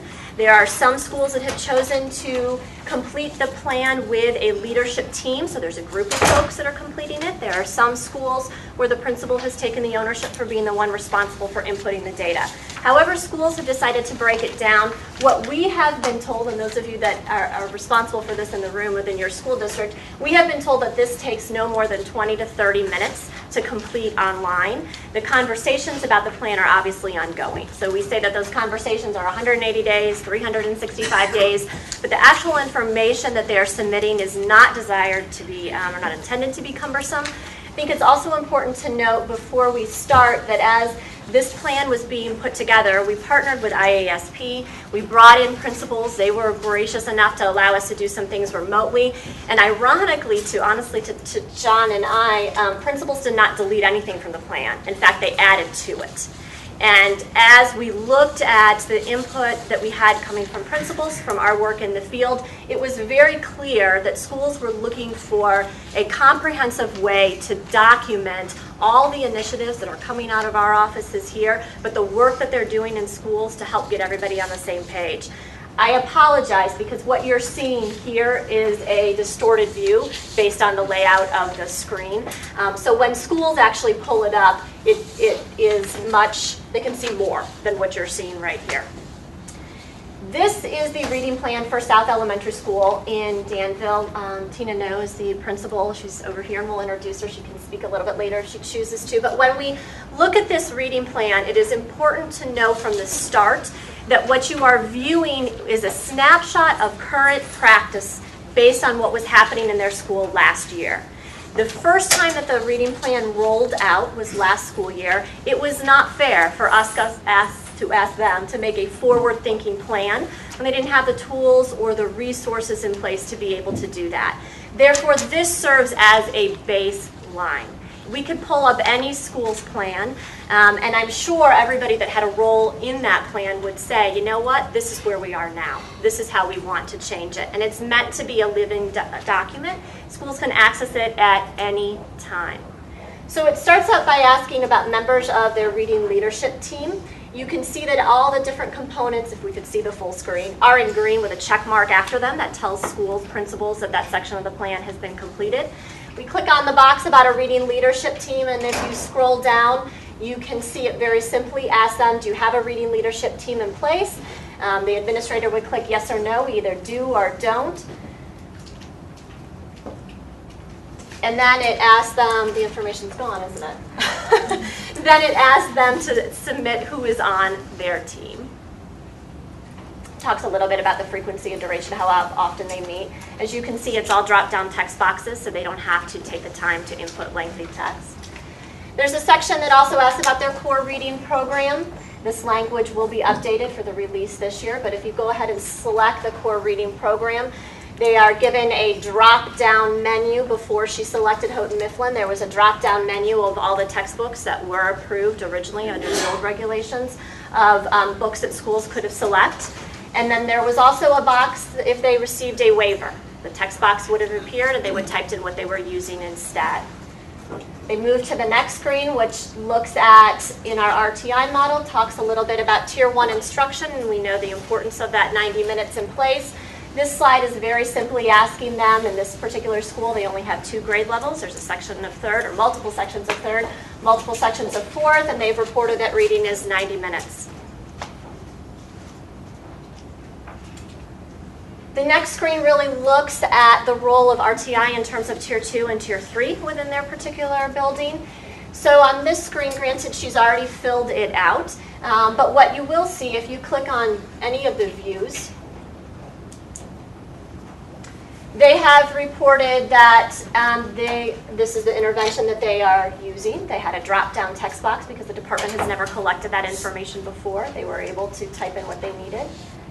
On the prior screen, it asks for what is the duration and what is the frequency that they are using this intervention, what grade levels and with what tiers, and then other aspects of the reading plan. Those are just simple clicks. The next section really looks at assessments and the importance of setting goals. So the principal and the leadership team are responsible for saying to us, these are the assessments we use within the grade levels at our school. They have to tell us about the formative assessments. So if we click on one of the views, they outline these are the formative assessments that they are using. And as Joe mentioned, this particular building is using Acuity. They talk about what is the progress monitoring systems and tools that they have in place. They talk about what are the summative assessments they have in place, and then outline these are our particular goals, either at a mid-year point or an end-of-the-year point. Looks a little bit at diagnostic tests as well. What are your practices within your school for a diagnostic assessment? And then the final section as it currently is listed, well, I guess there's 2 more. This one is looking at professional development. Quite simply, it asks what is the professional development that you've received on your core program, what is the PD that you've received on your interventions and on your assessments. And then the final section is a direct result of some of those conversations that we've had with principals, and it very much centered around the fact that in our particular building, we do differentiated instruction really, really well. So I might have 3rd grade students that are receiving instruction below grade level. They're bringing home A's and B's, yet they're not passing I-STEP. And those conversations that have to be very intentional with parents, which usually are, but this is making people really think about what tools do we have in place, how do we communicate that with parents, what resources do we have. So that is the parent and guardian communication. One of the purposes of talking with you about the plan today is that for the 2012 submission, the window will open in the spring, will close June 30th. This plan needs to be updated with information pertaining to remediation efforts within a building for IREAD 3. So there will be another box that is added to this home screen, probably down here in the bottom right corner, that asks just that. What is your remediation plan for those students that do not pass IREAD 3? How is that remediation going to be provided? I have heard that currently we have schools that are doing after-school programs for IREAD 3. They're calling it an IREAD club. Those have started this week already. We have folks that are doing before and after school. We have folks that are doing changing up instruction during the course of their day. We have people that are really strongly looking at summer school. So the components of the rule require that there be some type of remediation, and that choice of how that is implemented or what that looks like at the district level is a local decision. So this plan was brought before the Department of Education's Tech Council, and our Tech Council has approved the plan, which means that our IT department can start the work. We have folks calling us all the time saying, I want to get in my plan, I'm ready to update it. The good news is when they go to access their plan this year to submit it by June 30th, none of the information that they've already put in there leaves. It will still be there, so they'll just be able to update it. We have a couple enhancements that we're doing to the plan. We had principals say to us, you know what, Anna and John, our leadership team is already documented on this particular Word document or in this particular Excel document. Can we just upload it with an attachment? The answer this year is yes, that's an enhancement that we're working on as well. So I think it's important for you guys to see this is what the reading plan looks like. This is how the specific language about the plan and the rules was translated. As I said, it's all electronic. There's nothing paper pencil. Internally, we've had some reorganization in our college and career readiness department. We have a focus on literacy, which we've always had. We have a heavier focus on literacy right now in terms of staff. We're looking at roles and how we define those roles with folks. And so the internal process of reviewing these plans is an ongoing conversation. I can tell you that John and I use them all the time. They are accessible to anybody within the department as well as folks within the field. So when we look at this plan, John is saying that you can print it out. Schools print it out, obviously. That's how they use it. It's simple to print out. I have this one in paper form, and it's a whole 2 pages long. So it's definitely not meant to be cumbersome, but really just summarizes the efforts that folks are doing in regards to reading, helps get that laser-like focus. Interestingly enough, as John and I were out in the field working with Danville on something totally separate from K-3 reading, we came in contact with a dynamic representative from the district. Renee Bowman is the District Reading Implementation Specialist. I'll let her explain that title to us. And Renee just started talking to us a little bit about the impact of this plan and what it has meant to their school district in terms of how they have all come together to make sure that they have this focused effort on effective reading instruction. And I said to Renee, the board's probably tired of hearing John and I all the time. Now it's your turn. So we've invited Renee to come and share today for just a couple minutes about the realities of what this rule has looked like within their district. Absolutely. Hi. Thank you for inviting me today, John and Anna. I reached out to John and Anna because when we were told and found out that we had to submit a reading plan, I think maybe the first thoughts were, just some panic. Like, what do we need to do to be able to submit a reading plan that covered those specific topics? And it led to this incredible journey of high impact discussion, bringing all of our buildings together in conversation, saying, what do we need reading instruction to look like in Danville across the corporation so that we know that we stop functioning as independent contractors? Let's look for some consistency here.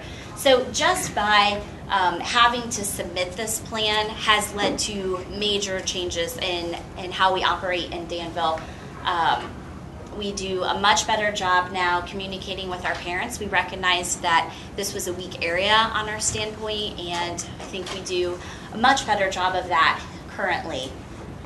We've also had a lot of professional development. As you saw in the plan, we had been doing a 90-minute block, but we realized we were spending so much of our efforts in discussing literacy on our schools on the RTI process and how can we better remediate our kids that aren't scoring where we want them to. And this led to this sort of passionate redirection saying that we need to focus better on our core instruction. What are we doing wrong here? So we've received a lot of professional development to strengthen what we're currently doing in those 90 minutes. It's just had an amazing impact to the point where we were hungry for more. We utilized that K-6 framework on a daily basis. And so I kept hounding John and Anna saying, when are you going to come out with the grade 6 through 12 framework? And so Danville is lucky enough to currently be piloting the grade 6 through 12 framework. We have a group of middle school teachers who constantly were hearing about how our K-4 students and our K-4 teachers were receiving this professional development, and we're seeing some great things happening with their students that they were so excited to be a pilot school and to have the opportunity as soon as possible to jump on board with some changes to keep that going. So it's had a wonderful impact, and we just can't wait to see the after, especially as we are able to unroll the pilot and then bring it to high school next year.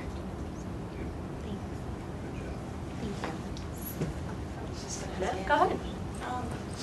This is an obvious question. I love what you're doing. I'm curious if you're going to have like at the end of the year or maybe the end of 2 years, something that reflects what the best practices have been in terms of trying to follow, so there's not so much experimentation with whether it's Orton Gillingham or whatever, that people are seeing the results.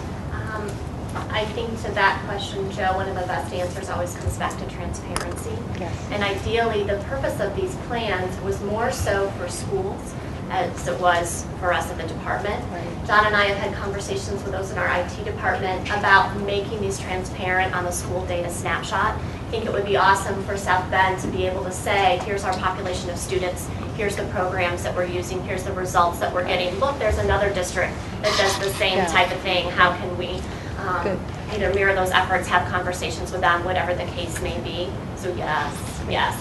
There is also, Joe, a feature, we are looking at the school view as opposed to if I logged in with state level access. But there's another button up there that will be next to the print button that says reports. And from the reports, we're able to see here a summary of this is what's being used, here's what their data shows, let's look for patterns, let's identify gaps. Definitely. As Dr. Bennett said, Renee brought a team of folks with her today, so I would be remiss if we didn't mention them. Dr. Ward is here somewhere. He was behind the pole. He's behind the pole. Okay. Dr. Ward, would you like to introduce your team?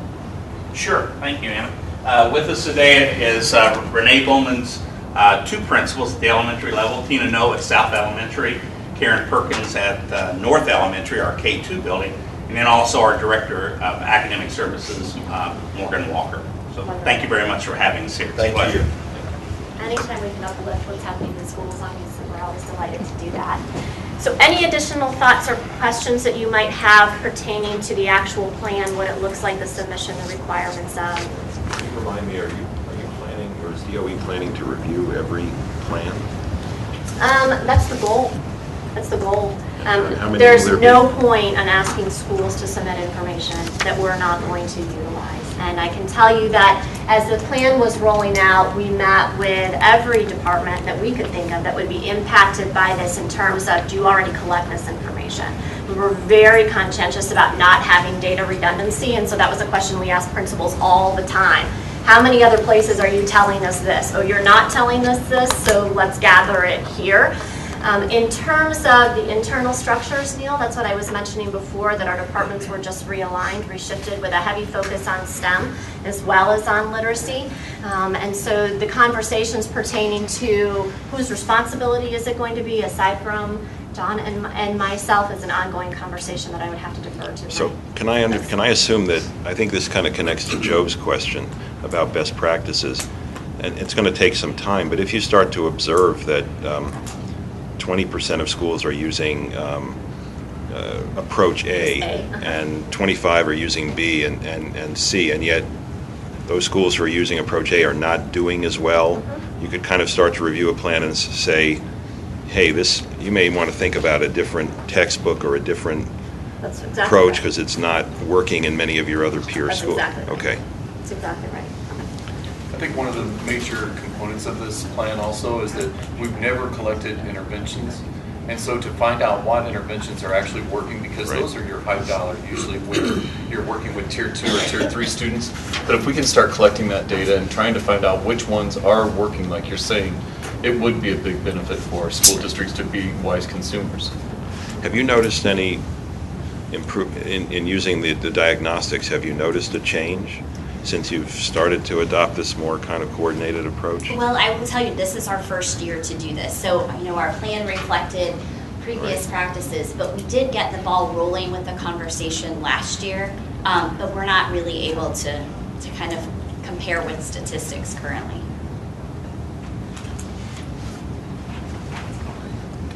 So this second portion of what we need to share with you today is in your packet of information that Becky sent you. You were given a summary, I believe, that was generated by our legal department of the public comments from the hearing. The public comments were gathered. The hearing was on January 6th, beginning of the month.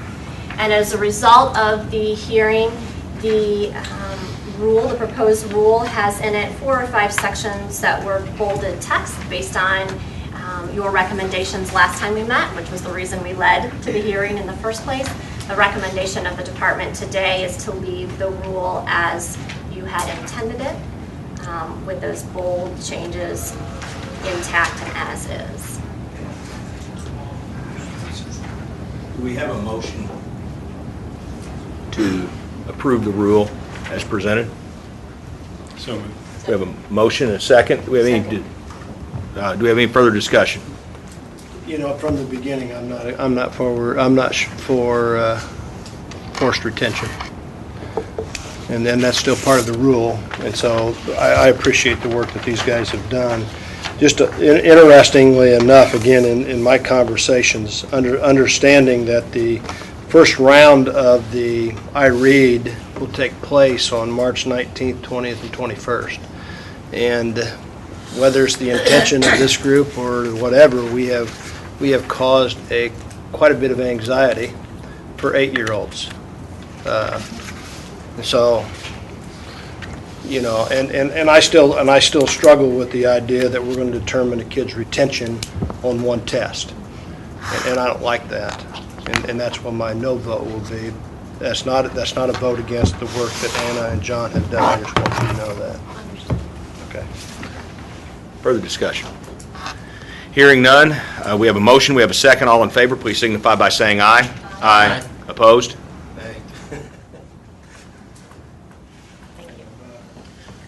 Renee, before you go, can I ask a question? Sure. How are the iPads working out? Oh, we love them. We love them. All of our high schoolers have iPads currently, so it's working very well. Thank you for asking. I was bragging about Danville on the radio last week. You were. I was wondering, that's great. Thank you. Thank you. Next on the agenda. Is some changes to the proposed language of the educator licensing rules that you approved at the last meeting. Since the January meeting, we've learned there were some corrections that needed to be made for a couple of reasons. Some are statutorily created things that we had taken out of the rule that need to be in there, and some were some inadvertent errors and omissions. This, again, is just to clean up the proposed rule as much as possible before we publish it and put it out for public hearing, to try and take care of some of the things we know are problems up front. So for clarity, what I'm hearing is the approval of the revised proposed educational licensing rule for publication to receive public comment. Yes, this is we're still at the very first step in the process. Okay, because I just want you to know, There's a lot of confusion out there. interestingly enough, I've got as many phone calls on this as I have Yes. the AF metric. And so I just want to make sure that This is comment, Yes. this is to set it up for comment only, not approval. this is to set it up for comment. This is to set up to publish a proposed rule. We'll go through the whole process, the public hearing, the comments, responses to the comments, and then the final rule comes back to you again. We're basically repeating what you did last month with some changes to correct what we discovered we had missed. And most of my concerns were coming from the licensing of some of the special education folks. Primarily the school psychologist endorsement and the communication disorder, the speech language The speech- pathologists were the two big ones. And we've put that back in the way it appears currently in REPA, in the existing rule from the Professional Standards Board. We're proposing to put it back in. So you're telling me that the school psychologist and the therapist would be able to get licenses from DOE? Okay, I just want you to know I'm doing Yes. good on my notes and trying to be precise with my statements, and those are the two areas. So thank you. Okay. So we have a motion and a second. We don't have a motion. don't We have have a a motion. motion I'll make a motion. We now have a motion. Yeah. Do we have a second? We have a motion and a second. Any further discussion? Hearing none, all in favor, please signify by saying aye. Aye. Opposed? Okay. Next item is something that, in my history with the State Board, I've not seen us ever have to do, but it's a procedural matter in a State Board of Education hearing. The hearing examiner conducted the hearing, issued her decision, and as you know, either party to the decision has 15 calendar days from the day they receive that decision to file objections. We have an issue with whether or not those objections were timely filed.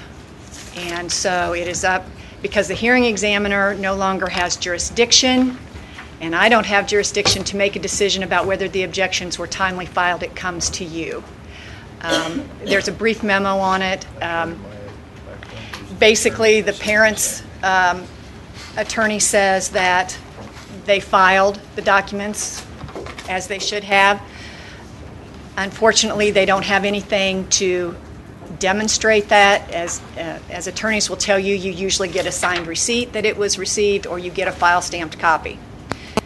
Unfortunately, the parent's attorney's courier did not do that. I don't have it. People in the office where it was filed don't recall it. Doesn't mean it didn't happen. It's just that no one can demonstrate it. So the question is, do you want to consider them timely filed or not? And Matt is here as counsel to the board to help you through this one. Matt, please jump in. No, I think Becky's memo fairly captures everything that occurred.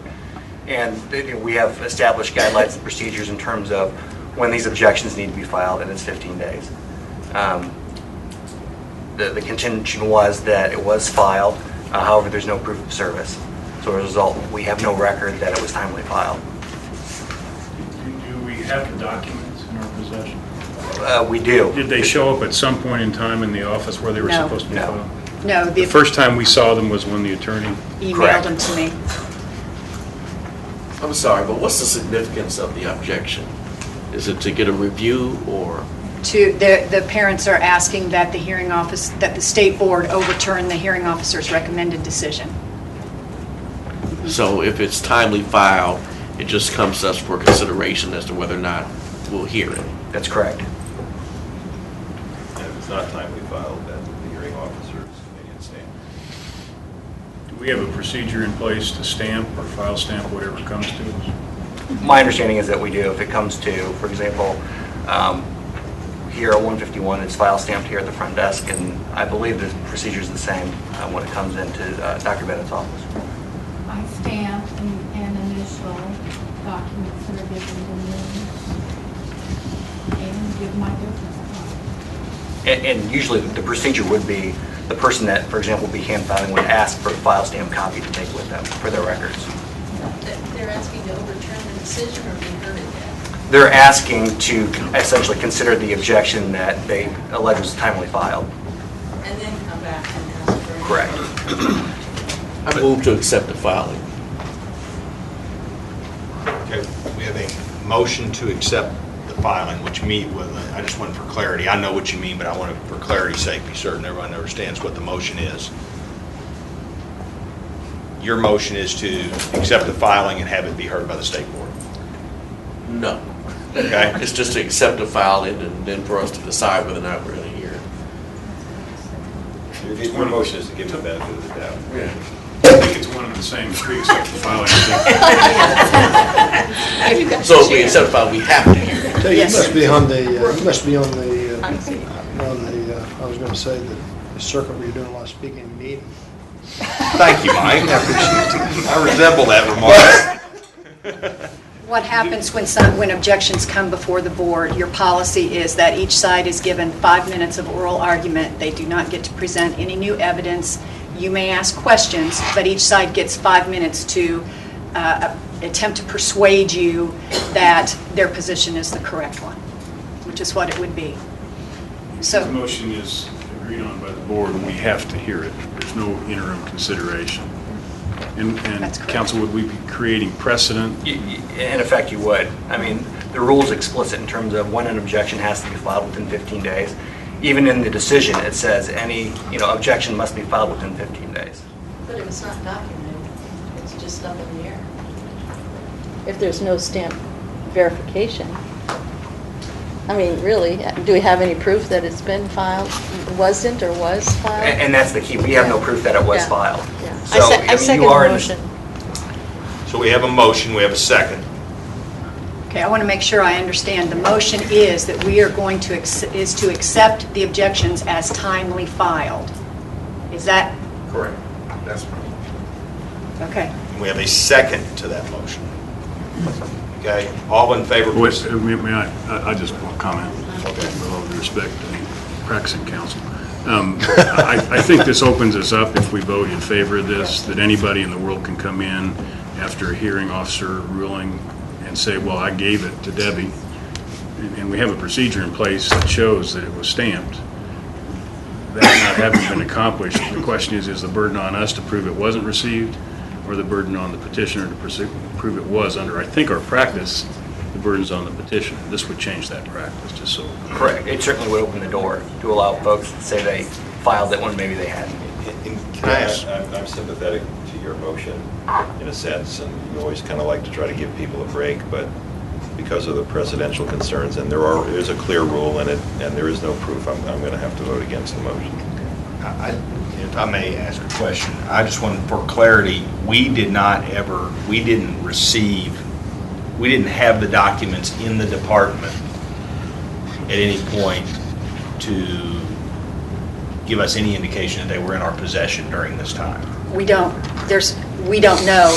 The parent's attorney and the courier have both described to me the process that they came in, the office they came in. They describe it accurately, but they did not get any, they acknowledge they did not get a receipt or a file stamp, and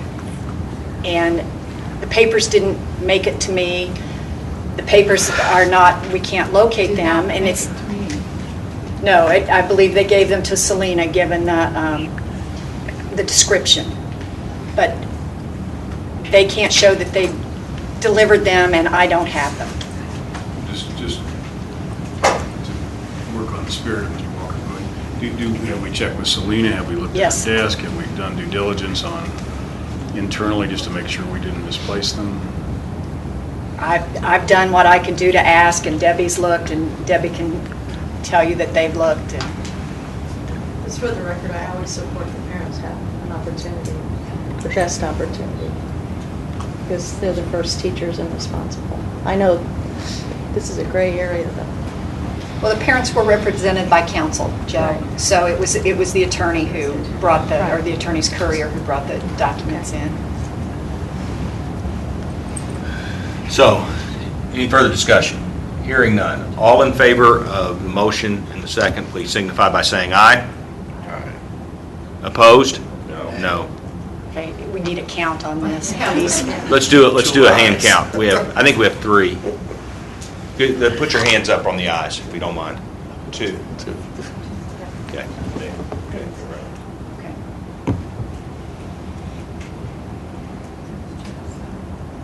So are you going to? Well, I would have thought, was it a wrong assumption that if his motion failed, then that meant we were not accepting the filing? Do you want to see our hands up on the nays, is what you're saying? Okay. By default, or do they need to take? I think affirmative motion saying not I to think accept the filing. I think an affirmative motion not to accept the filing is warranted. Okay, do we have a motion to not accept the filing? We have a motion. Do we have a second? Second. We have a motion and a second. Any further discussion? Hearing none. All in favor, please signify by saying aye. Aye. Opposed? Funny thing about that. Thank you for that. Thank you. We have Spotlight on Learning, correct? Yes. We have Spotlight on, I know we have Eastern Howard schools here. I have to tell this because it's probably one of the favorite anecdotes I share. As we have embarked in a true kind of climate of competition, had an experience, was it just before Christmas, yes. Dr. Cadell? Yeah. Just before Christmas, where I had a visit from Dr. Cadell and another superintendent from Howard County. And Dr. Cadell came walking into my office with this beautiful bright green tie that had very professionally screened on it, tuition free. Choose your, what is it? Choose the best school in Howard County. Choose the best school in Howard County. And was wearing that tie in, and then today he's wearing an Eastern Howard tie. So I kind of playfully ribbed Tracy quite a bit about this, but Tracy is one of our superintendents I would say has embraced the idea of trying to provide students, even outside of his boundaries, outstanding educational opportunities, and I just appreciate his tenacity on embracing competition. So it brings me a great deal of pleasure to introduce Tracy Cadell and Eastern Howard on what they're doing in their school district. Well, thank you. I really appreciate that. And yes, we have embraced competition. We think it's good for school corporations, and we definitely think it raises the bar. Currently, we have 125 students. We're a small district. transfer tuition students, 125 transfer tuition students from 10 different school corporations. We actually run a bus from Kokomo into our district, which is a little controversial, and probably next year we're going to have 2. I wanted to put up a billboard that says, we're coming to get your children, but I didn't know if that would go over too well. So, but no, thank you. Today we're here to talk to you about our technology initiatives. Ball State University was recently in and did a documentary on Eastern. We're a small school system, 1,350 students, but we have big dreams. We have K through 12 Spanish. We've begun the process of offering Mandarin Chinese. We have the only orchestra in Howard County, 3 reading recovery teachers, 2 reading coaches at the elementary, reading specialists. We have a comic college where we offer over 25 courses through Ball State University. So we really strive to offer an education even that meets or exceeds some of our bigger districts. One of the things that we have embraced is literacy, K through 12, and that would include 21st century communication skills. We start actually at the preschool level. We have what's called Dolly Parton's Imagination Library, program through Tennessee, where all of our preschool kids come to school with up to 60 age-appropriate books, so they have their own personal library, and that's actually funded through payroll deduction of our teaching staff and non-certified staff. And then we also go out and try to get community support, so we're very proud of that. Then that leads into K through 12, where we're really pushing literacy, again, through technology. I have Randy Maurer with me. He's the Eastern Elementary principal, Sean Carpenter, a 5th grade teacher, and Denny Bagley, technology director. And they're going to go through some of the things that we're doing at Eastern, technology-wise. I will also say about Mr. Maurer, he's a principal, but he's also our resident dentist. If you have a loose tooth, he will come and wiggle it out for you. I think he pulled about 34 teeth this past year, so no appointment necessary, so just, let him know if you have that. Praxis test for that? There's not. They just have to follow my directions afterward. It's a rinse, swish, spit, repeat, pillow, payday. That's how it goes. So if they follow that, they're doing all right. So with that, I'll turn it over to Mr. Maurer, and he'll share with you some of the technologies we're using at Eastern. Again, thank you so much, and Dr. Lynn, I appreciate your leadership.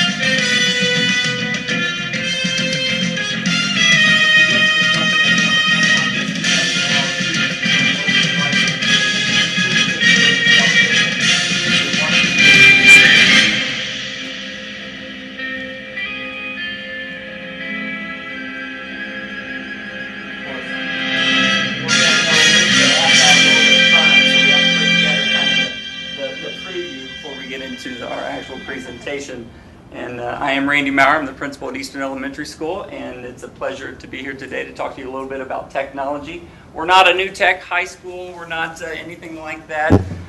We do have a lot of technology, and we are putting it in the kids' hands, and that's why we kind of title our presentation "In Their Hands." We do that because it's real world. As even at the packed moment during the meeting today, as I looked around, 75-80% of you had something in your lap, on your desk, in front of you, or in your hand. And whether you're keeping in track with what's going on back at the office or back at school or whatever it is, this is real world. And so we're putting it in their hands and trying to teach them the proper ways to use it. And here we are, that's us. And as we move into it, what I'm going to do today is I'll show you a quick slide, but I'm also going to show you some video. Ball State University came by the school, and they were putting together a documentary for a school system in Ohio, showing them the different types of technology and just being a big pro-technology push for the school corporation, Wi-Fi, mobile devices, and things like that. Having heard about Eastern and what we're doing, they came by, did a nice little documentary. So while I'm talking about some of the things, just make sure the volume's down. I'm going to be real. I can't see the screen. I apologize. You know, that's the ADHD in me. I'm sorry. Technology, I just want to be able to see. You want to be able to see it? I'll just hold it up in front of you or on the iPad. All right. Well, Ball State came by, did the documentary. So what you're seeing right now is a little bit of the film that they put together, and so we just grabbed parts of it. But what you'll see in some of the film and are just a lot of the devices that we use, being used by teachers and students. We handed out all of our iPads. We bought a whole bunch of iPads and handed them out to all of our staff for the summer. They all took them home and got to know them. And that's because we have a cart at each grade level that the teachers can use. And so they use them with all the applications that the kids love to use. You can see them in the classrooms doing science activities, reading activities, math activities, doing research on them, taking pictures. With the cameras that are on them, they can film, do whatever they can. And that's just it. They're doing whatever they can on them. Our entire campus is Wi-Fi, and so if they do access the internet through these, it goes through a filter because safety is the most important part there. We want to make sure the content that they're getting to is protected. We want them to be in a safe environment. We have 2 computer labs within our building. Both are 30 stations. One has a teacher in it at all times. She teaches technology applications, whether it's productivity software like Works and Word and things like that, to digital editing. We have a green screen, and that was really high-tech. We took a cinder block wall and painted it green. But she'll take kids in there with digital photos, and they'll do digital editing to where if George Washington is standing at the foot of the boat or the bow of the boat and they're crossing the Delaware, somebody could dress up as him and they can Photoshop him into that picture and they can give the speech, and it looks really great. Other things that we do in there, the kindergartners and first graders are learning about just how they interact on the screens, how they interact within their files, saving, opening files, and everything like that. Interactive whiteboards are in every classroom. And I can say that in every classroom except for one, PE. We don't have one in the gym right now. And that's what my PE teacher is asking for right now. He uses an iPad in there and he's like, I can use an interactive whiteboard now. So he's got some ideas for that. Mrs. Carpenter is going to talk here a little bit about, in 5th grade we have netbooks for each one of our 5th graders. They all take them home. They're learning the responsibilities and the things that go with that. I won't talk a whole lot about that because that's her forte. Radio frequency response systems. Kids can bring in their own mobile devices, as Dr. Cadell indicated. We have lots of iPods that come in.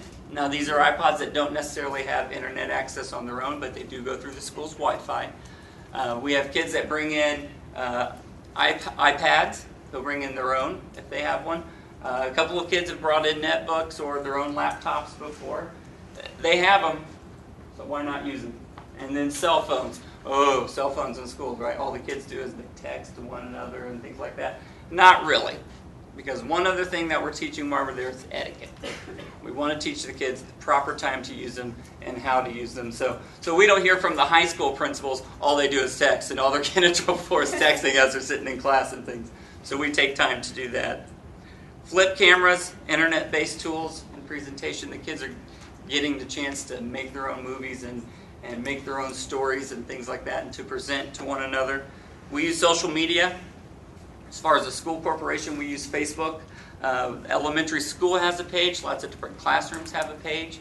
It's not that the students are getting on there and using it because there are age restrictions for Facebook that kids can't have certain accounts. But the teachers can post what they're doing that day. The elementary school's Facebook has like 780 followers, and those are people all over the world. I'll put something on there, like the big example I can think of is we all went out for the homecoming parade, and I had pictures of the kids in their spirit wear and doing some things, and a grandpa who lives across the globe, responded, "Oh, it's great to see my grandson out there cheering on the Comets. I miss Greentown, go Comets," things like that. We do have fans all over the world, and they are following their kids, and that's the main point with our Facebook, is to advertise our school and to reach out to the families and the communities, create a little interaction. Twitter account. And then the last item we use, and a couple of you are using them today, pencil, paper. That was new technology at one time, and we still use that. So we've not gone total tech. We still pull in some of the good old basics that we like. And then a little bit about our beliefs. As I said before, safety first. Everything runs through a firewall. We want to make sure that the kids are safe, and that any guest that comes onto our campus is safe as well. If you bring a tablet onto campus property and you get onto our guest account, you're going to be treated as if you're one of our students.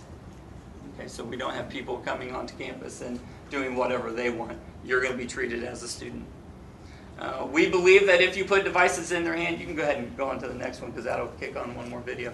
If you put the devices in their hands, they're going to use it. They're going to use it, and we want to see how they use it. And part of it's property protection there. A lot of you have devices with you today. I encourage you to go give it to a 10-year-old for a while and let them carry it with them all day long.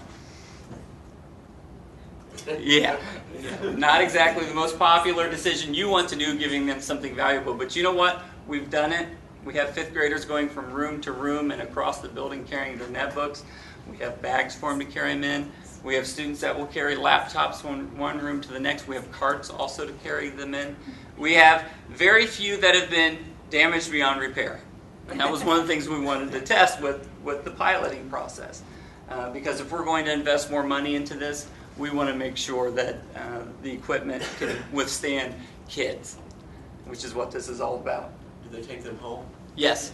Yes. As a matter of fact, with our Title I program, we have iPads that we got OtterBoxes for, and they can take them home and they'll check them out for a few nights at a time or for a weekend, and we have apps set up on that individual one that they are to practice on. The netbooks, they are required to have them charged every day when they come in so that the teachers, they can use them and they can be portable with them. We use them in all departments, special education. We have life skills in our building this year for the first time. They use them there. We also have them in art, music. Our music department loves technology. They use the Wii, Nintendo Wii. They use the dance programs and things like that. We love it. We have a great time with it. It changes the way that teachers and students think. We throw out the words Google it all the time. You'll see a couple kids say it in the video here in just a little bit, and they laugh about it. Because there's one teacher who is retiring this year. She was kind of against some of this, but she said it has totally changed how quickly we get information. If somebody throws in that side question that you want to respond to, she said, I just got to where I would say, hey, Google it. And one of the students in her class who had an iPod would just type in the question and then report the answer. And she's like, so it's amazing. She's like, it's just amazing to see how quickly they respond to it and how well they use it. Where are we headed? We would love to see one-to-one compatibility at one time in the very near future. We're collecting data as we go. We know we have increased student engagement. And with increased student engagement, you're going to have students doing a little bit better in your classroom for you. We are collecting other data, though, just to look at the rooms that have had them, how they've been using them, to see how it's affecting our students' assessments. We'd love to put Wi-Fi on the school buses and at our outdoor facilities as well. Because how many times do kids have to ride the bus for 45 minutes or something like that, and we hear about them getting their workout and working on it on the bus. Well, they don't have to buy a phone and get a fancy data plan. They can have the basic feature, and then they can use our Wi-Fi to help them with their education. That would be great for a school bus or sitting outside on the bleachers waiting for track practice to start or something like that. And what else? We're not quite sure. We don't know what's coming up next. And they're always introducing something new. And Eastern has not been afraid. And Dr. Cadell, he's been very good about giving us some blessings on going ahead with a few of these projects. We're very good about wanting to give it a try.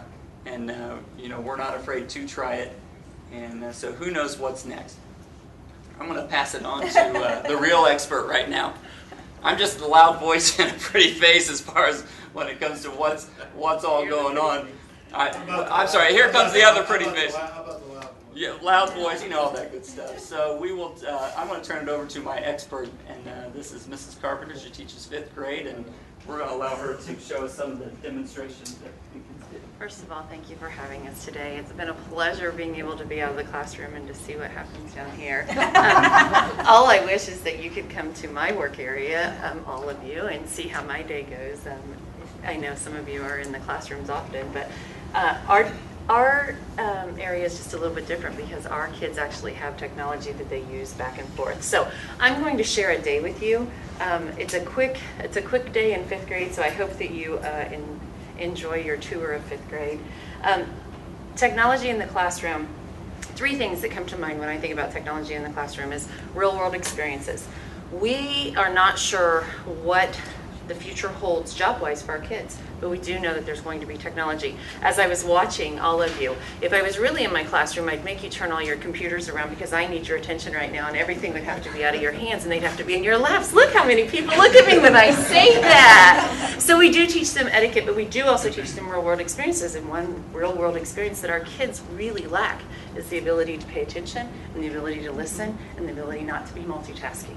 So when we know that, we have to put devices and we have to be able to have them have experiences that will help them. So real world experience is the first thing that I think of because the jobs that they'll have someday will involve technology. That's a given.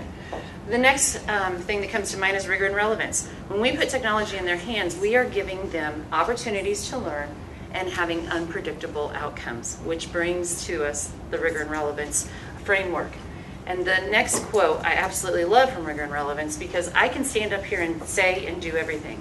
But until they have ownership in what they're doing and they have the experiences, I can't help them unless they have ownership in it. So this is one of my favorite quotes. If I go to do all the work, if I'm exhausted at the end of the day, I really haven't done my job.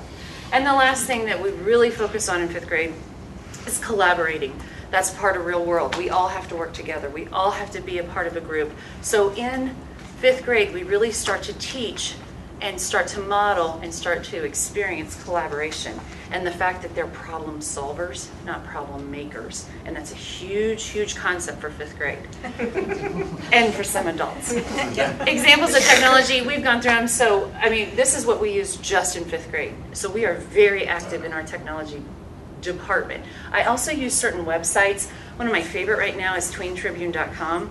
The kids are able to blog, they read nonfiction information, and they're able to respond. We also use it as a language lesson. I put it up on my screen, and we're able to go through looking for things that they should do to elaborate on their writing, conventions, applications. So it's a great website. Also spellingcity.com, interactive. We don't do spelling tests with pen and paper anymore. We do spelling tests on the computer, which makes it a whole different world. But pencil and paper are used in the classroom every day. We're also teaching how to keyboard because most of you do all of your documents on the computer. And so we're in 5th grade and we're doing our documents on the computer too. And despite what some kids may think, keyboarding does not just happen by thumbs. Right. Right. The other point to that is using texting language in formal writing.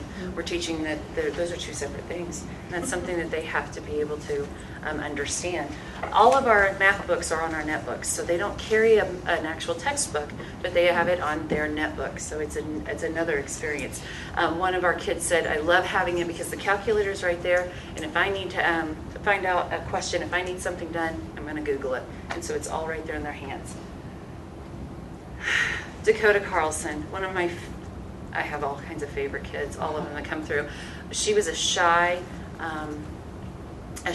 student who would not make eye contact, and I really struggled thinking, how am I going to get you to reading level? How am I going to do this? Well, I told them they were going to do a book report, and her whole entire face went white. And I thought, oh gosh, I'm losing her already. I said, but we're going to do a podcast. Let me teach you what that's like. The only difference is that we're not going to send it out for everyone in the world to see. We're going to send it out for just us. So when she was done with her podcast, the room was silent. There was not a person speaking, and we all just looked at her like, Dakota, where have you been all of our lives? So I want to share this with you because this is one of my favorite times in the classroom, which I have many, but for her to be able to step out. Hey, it's me, Dakota, and my book was The Secret of Robber's Cave by Christina Gregory. This book is a Cabin Creek mystery. David and Jeff, two brothers, and their cousin Claire went out on search of treasure at Lost Island. The old legend of the town is that a robber stole it and hid out there. They say his money is still there today. While the kids are there, they build and make things. They find clues and even get into a little bit of trouble. Trust me, you're gonna want to read this book. Well, there's some questions. Did the sheriff steal the money? Bum bum! Do the kids ever find the treasure? And is someone following them? You'll have to find out by reading this book. Let me tell you, it's one of the best books I've read. I hope you love it as much as I did. Bye! In that moment, I knew she'd read the book, and she was able to tell me more than I ever have known if she'd just done something for me in written form. So that was an exciting time. The next project that we've done in the class is to do custom animation. Poetry is really hard for young kids, so I keep telling them what's one of their favorite ways of expressing poetry, and that's through song. So it's poetry in motion. So the parameters were they were to find lyrics that were appropriate for school, and then they were to, yeah, I know, that's the big one. Sometimes that's really hard. So they were to find lyrics, and then they were to put it to animation. And the criteria was that they were to make the animation resemble the words and be able to see movement with appropriate lyrics. So this is what they've done. And I know it's a very short clip, but it takes a very long time to do. So one day I tell him I may have a cartoonist. And as you see, he falls out of bed, like the lyrics say. That was big. That was really big for him. So this is another website that I use. All my websites are free because I'm a teacher and I don't have a lot of money. So everything that I find is usually free app or free availability. So here's our last part. This is our day. The kids are going to finish out the day. They're wonderful. They're amazing. And I hope that you see that they're really learning real life skills.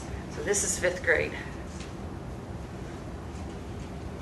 The sound on this one's a little bit lower, so she may do some explaining of what's going on. You see they have iPods in their hands, they have phones in their hands.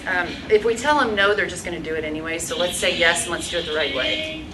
We are doing a report on Mr. Bedwell, and we use our iPods to take notes, and yeah.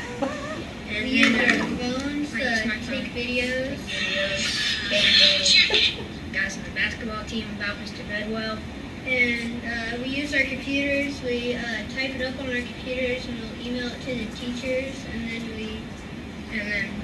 they'll publish it on a free newspaper. Kids email a lot to us. We email back and forth. Hi, I'm Allison. And I'm Jenna. And our topic for the newspaper at Eastern is Children's Books. And it's about children's books. We pick a couple for each grade level, and then we go ask teachers what they think about it. And first, we Googled it. We went and Googled to Google Images, and we Googled, so we got the pictures of book covers.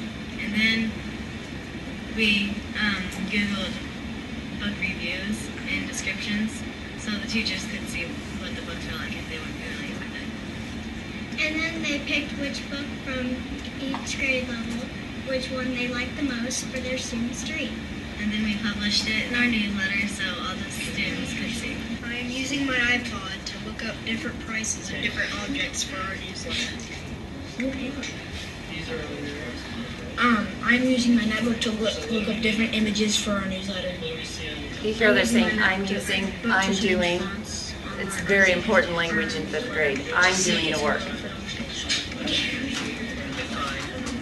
We conference with the kids a lot. We use our whiteboards. We also use our computers. talking about captions and pictures, that's real world. Using a newspaper article. So we know that just because it says Caitlin interview, that's Caitlin? Yeah.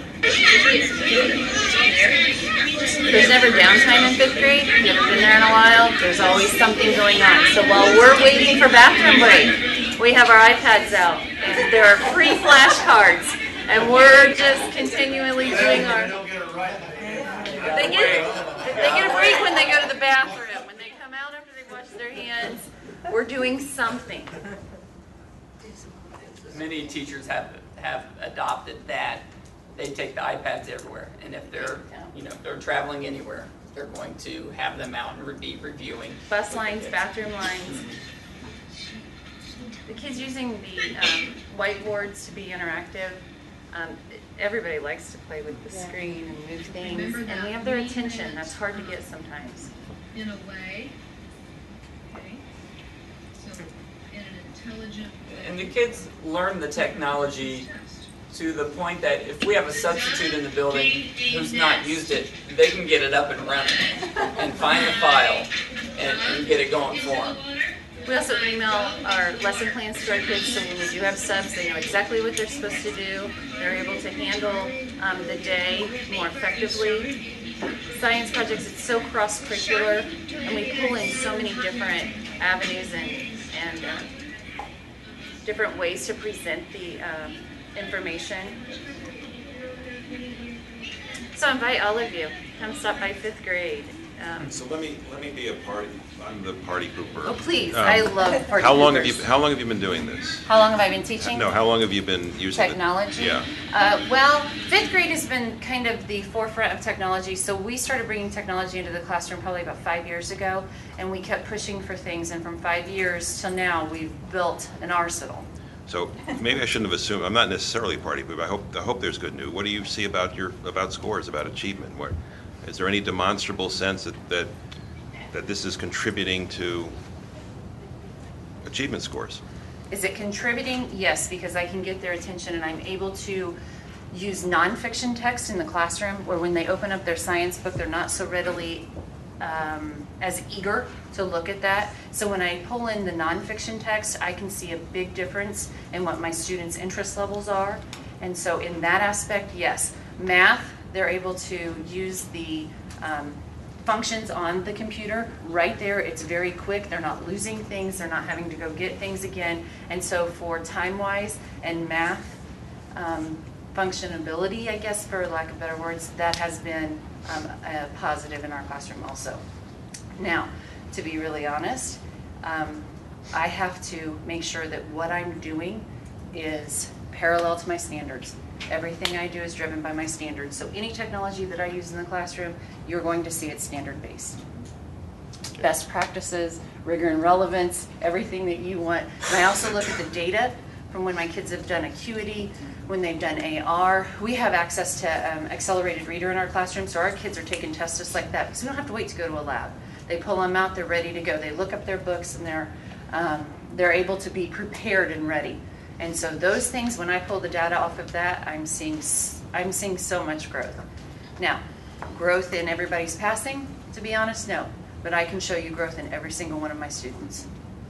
Now, there's also instances where, a lot of schools have some kids that'll make it a little more difficult. That book that you want them to read, they're going to conveniently leave it at home. And one thing that was nice last year, we had one young lady in particular, she kept leaving that book at home. And so I bought a copy of it and put it on the Kindle app on here. And so when she came to school, I said, hey, remember you were going to come read with me today? And she said, I forgot my book. And I was like, I have it right here. So we do that also. I also have a child who has a sight impediment where she cannot see. So we use the iPod to blow up her words on the page. I also have a student in my classroom who is hearing impaired. In a different room, they have the microphone and they're able to use that. So there are ways to meet the kids. Yeah. And don't get me wrong, we use pen and pencil and we do drill and practice, but we also try and be very creative in how we do our things in our classrooms. Like Danville, they love them. It appears some of the kids had laptops, some had netbooks, some had iPads. How do you sort of work that out? Schedule. Well, I mean, In my classroom, they all have their own netbook. They're allowed to bring iPads into my classroom, and they are allowed to use their phones. They're not necessarily allowed to have their phones on them when they're in the classroom. For the newspaper, the gentlemen that were the first group, they recorded on their phone an interview with our basketball players about our basketball coach, who's Mr. Bedwell, who's a fifth grade teacher. Then they downloaded that information to their netbooks. They took notes on their iPods while they were doing the interview, and then they used the netbook to use a program to finish up the actual newsletter. So that was just encompassing the whole entire project in a matter of 2 minutes. Can they bring theirs from home? Like, if I want to get my kid a brand new iPad, is there any difference in how that kid is going to be able to function as opposed to someone that's using a 3-year-old netbook? No, and some of the kids will tell them what novels we're doing, and so they download them onto their iPads, and they have them right there. Now, they're responsible for their own equipment. Yes. They know that firsthand. We're not going to chase their things. We're not going to find their things, and if they break their things, it's their things. Our supplies are ours. Your supplies are yours. But to say, no, you can't do that, the first thing any human being's going to do is say, want to bet? Let me show you how I can use it. And so if we can embrace, okay, have your iPod out. I say all the time, what does that mean? Google it. Their iPods are flying. Kids that don't have iPods, go get my dictionaries. They bring them back to their desk. Or my interactive whiteboard might be up, and dictionary.com might be up there. Just different ways to get the message across. We have 2 rules for mobile devices: teacher supervision, teacher permission. If you don't have either one of those, or if you don't have both of those together, then you don't use it. It's not to be out. And it's non-negotiable, and you can lose it. If you play a game in my classroom, you're going to lose your netbook for a whole day. And then if I catch you again, you're going to lose it for a whole week, and mom and dad have to come in. And so they understand. I have a 5th grader in her class. Yeah. That's a long time. He knows he uses it all during the day, and if he's going to get caught playing a game and he loses it for a day, he knows he's going to have work to do that night, or extra work to do that night because he's used to using it now. Right, and if they don't use it properly, then we hand them a textbook. And we say, your math's done tonight in the textbook.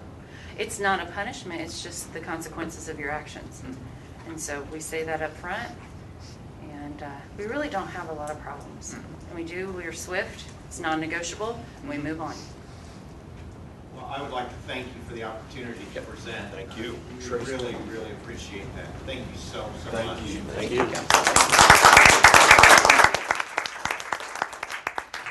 Okay, we have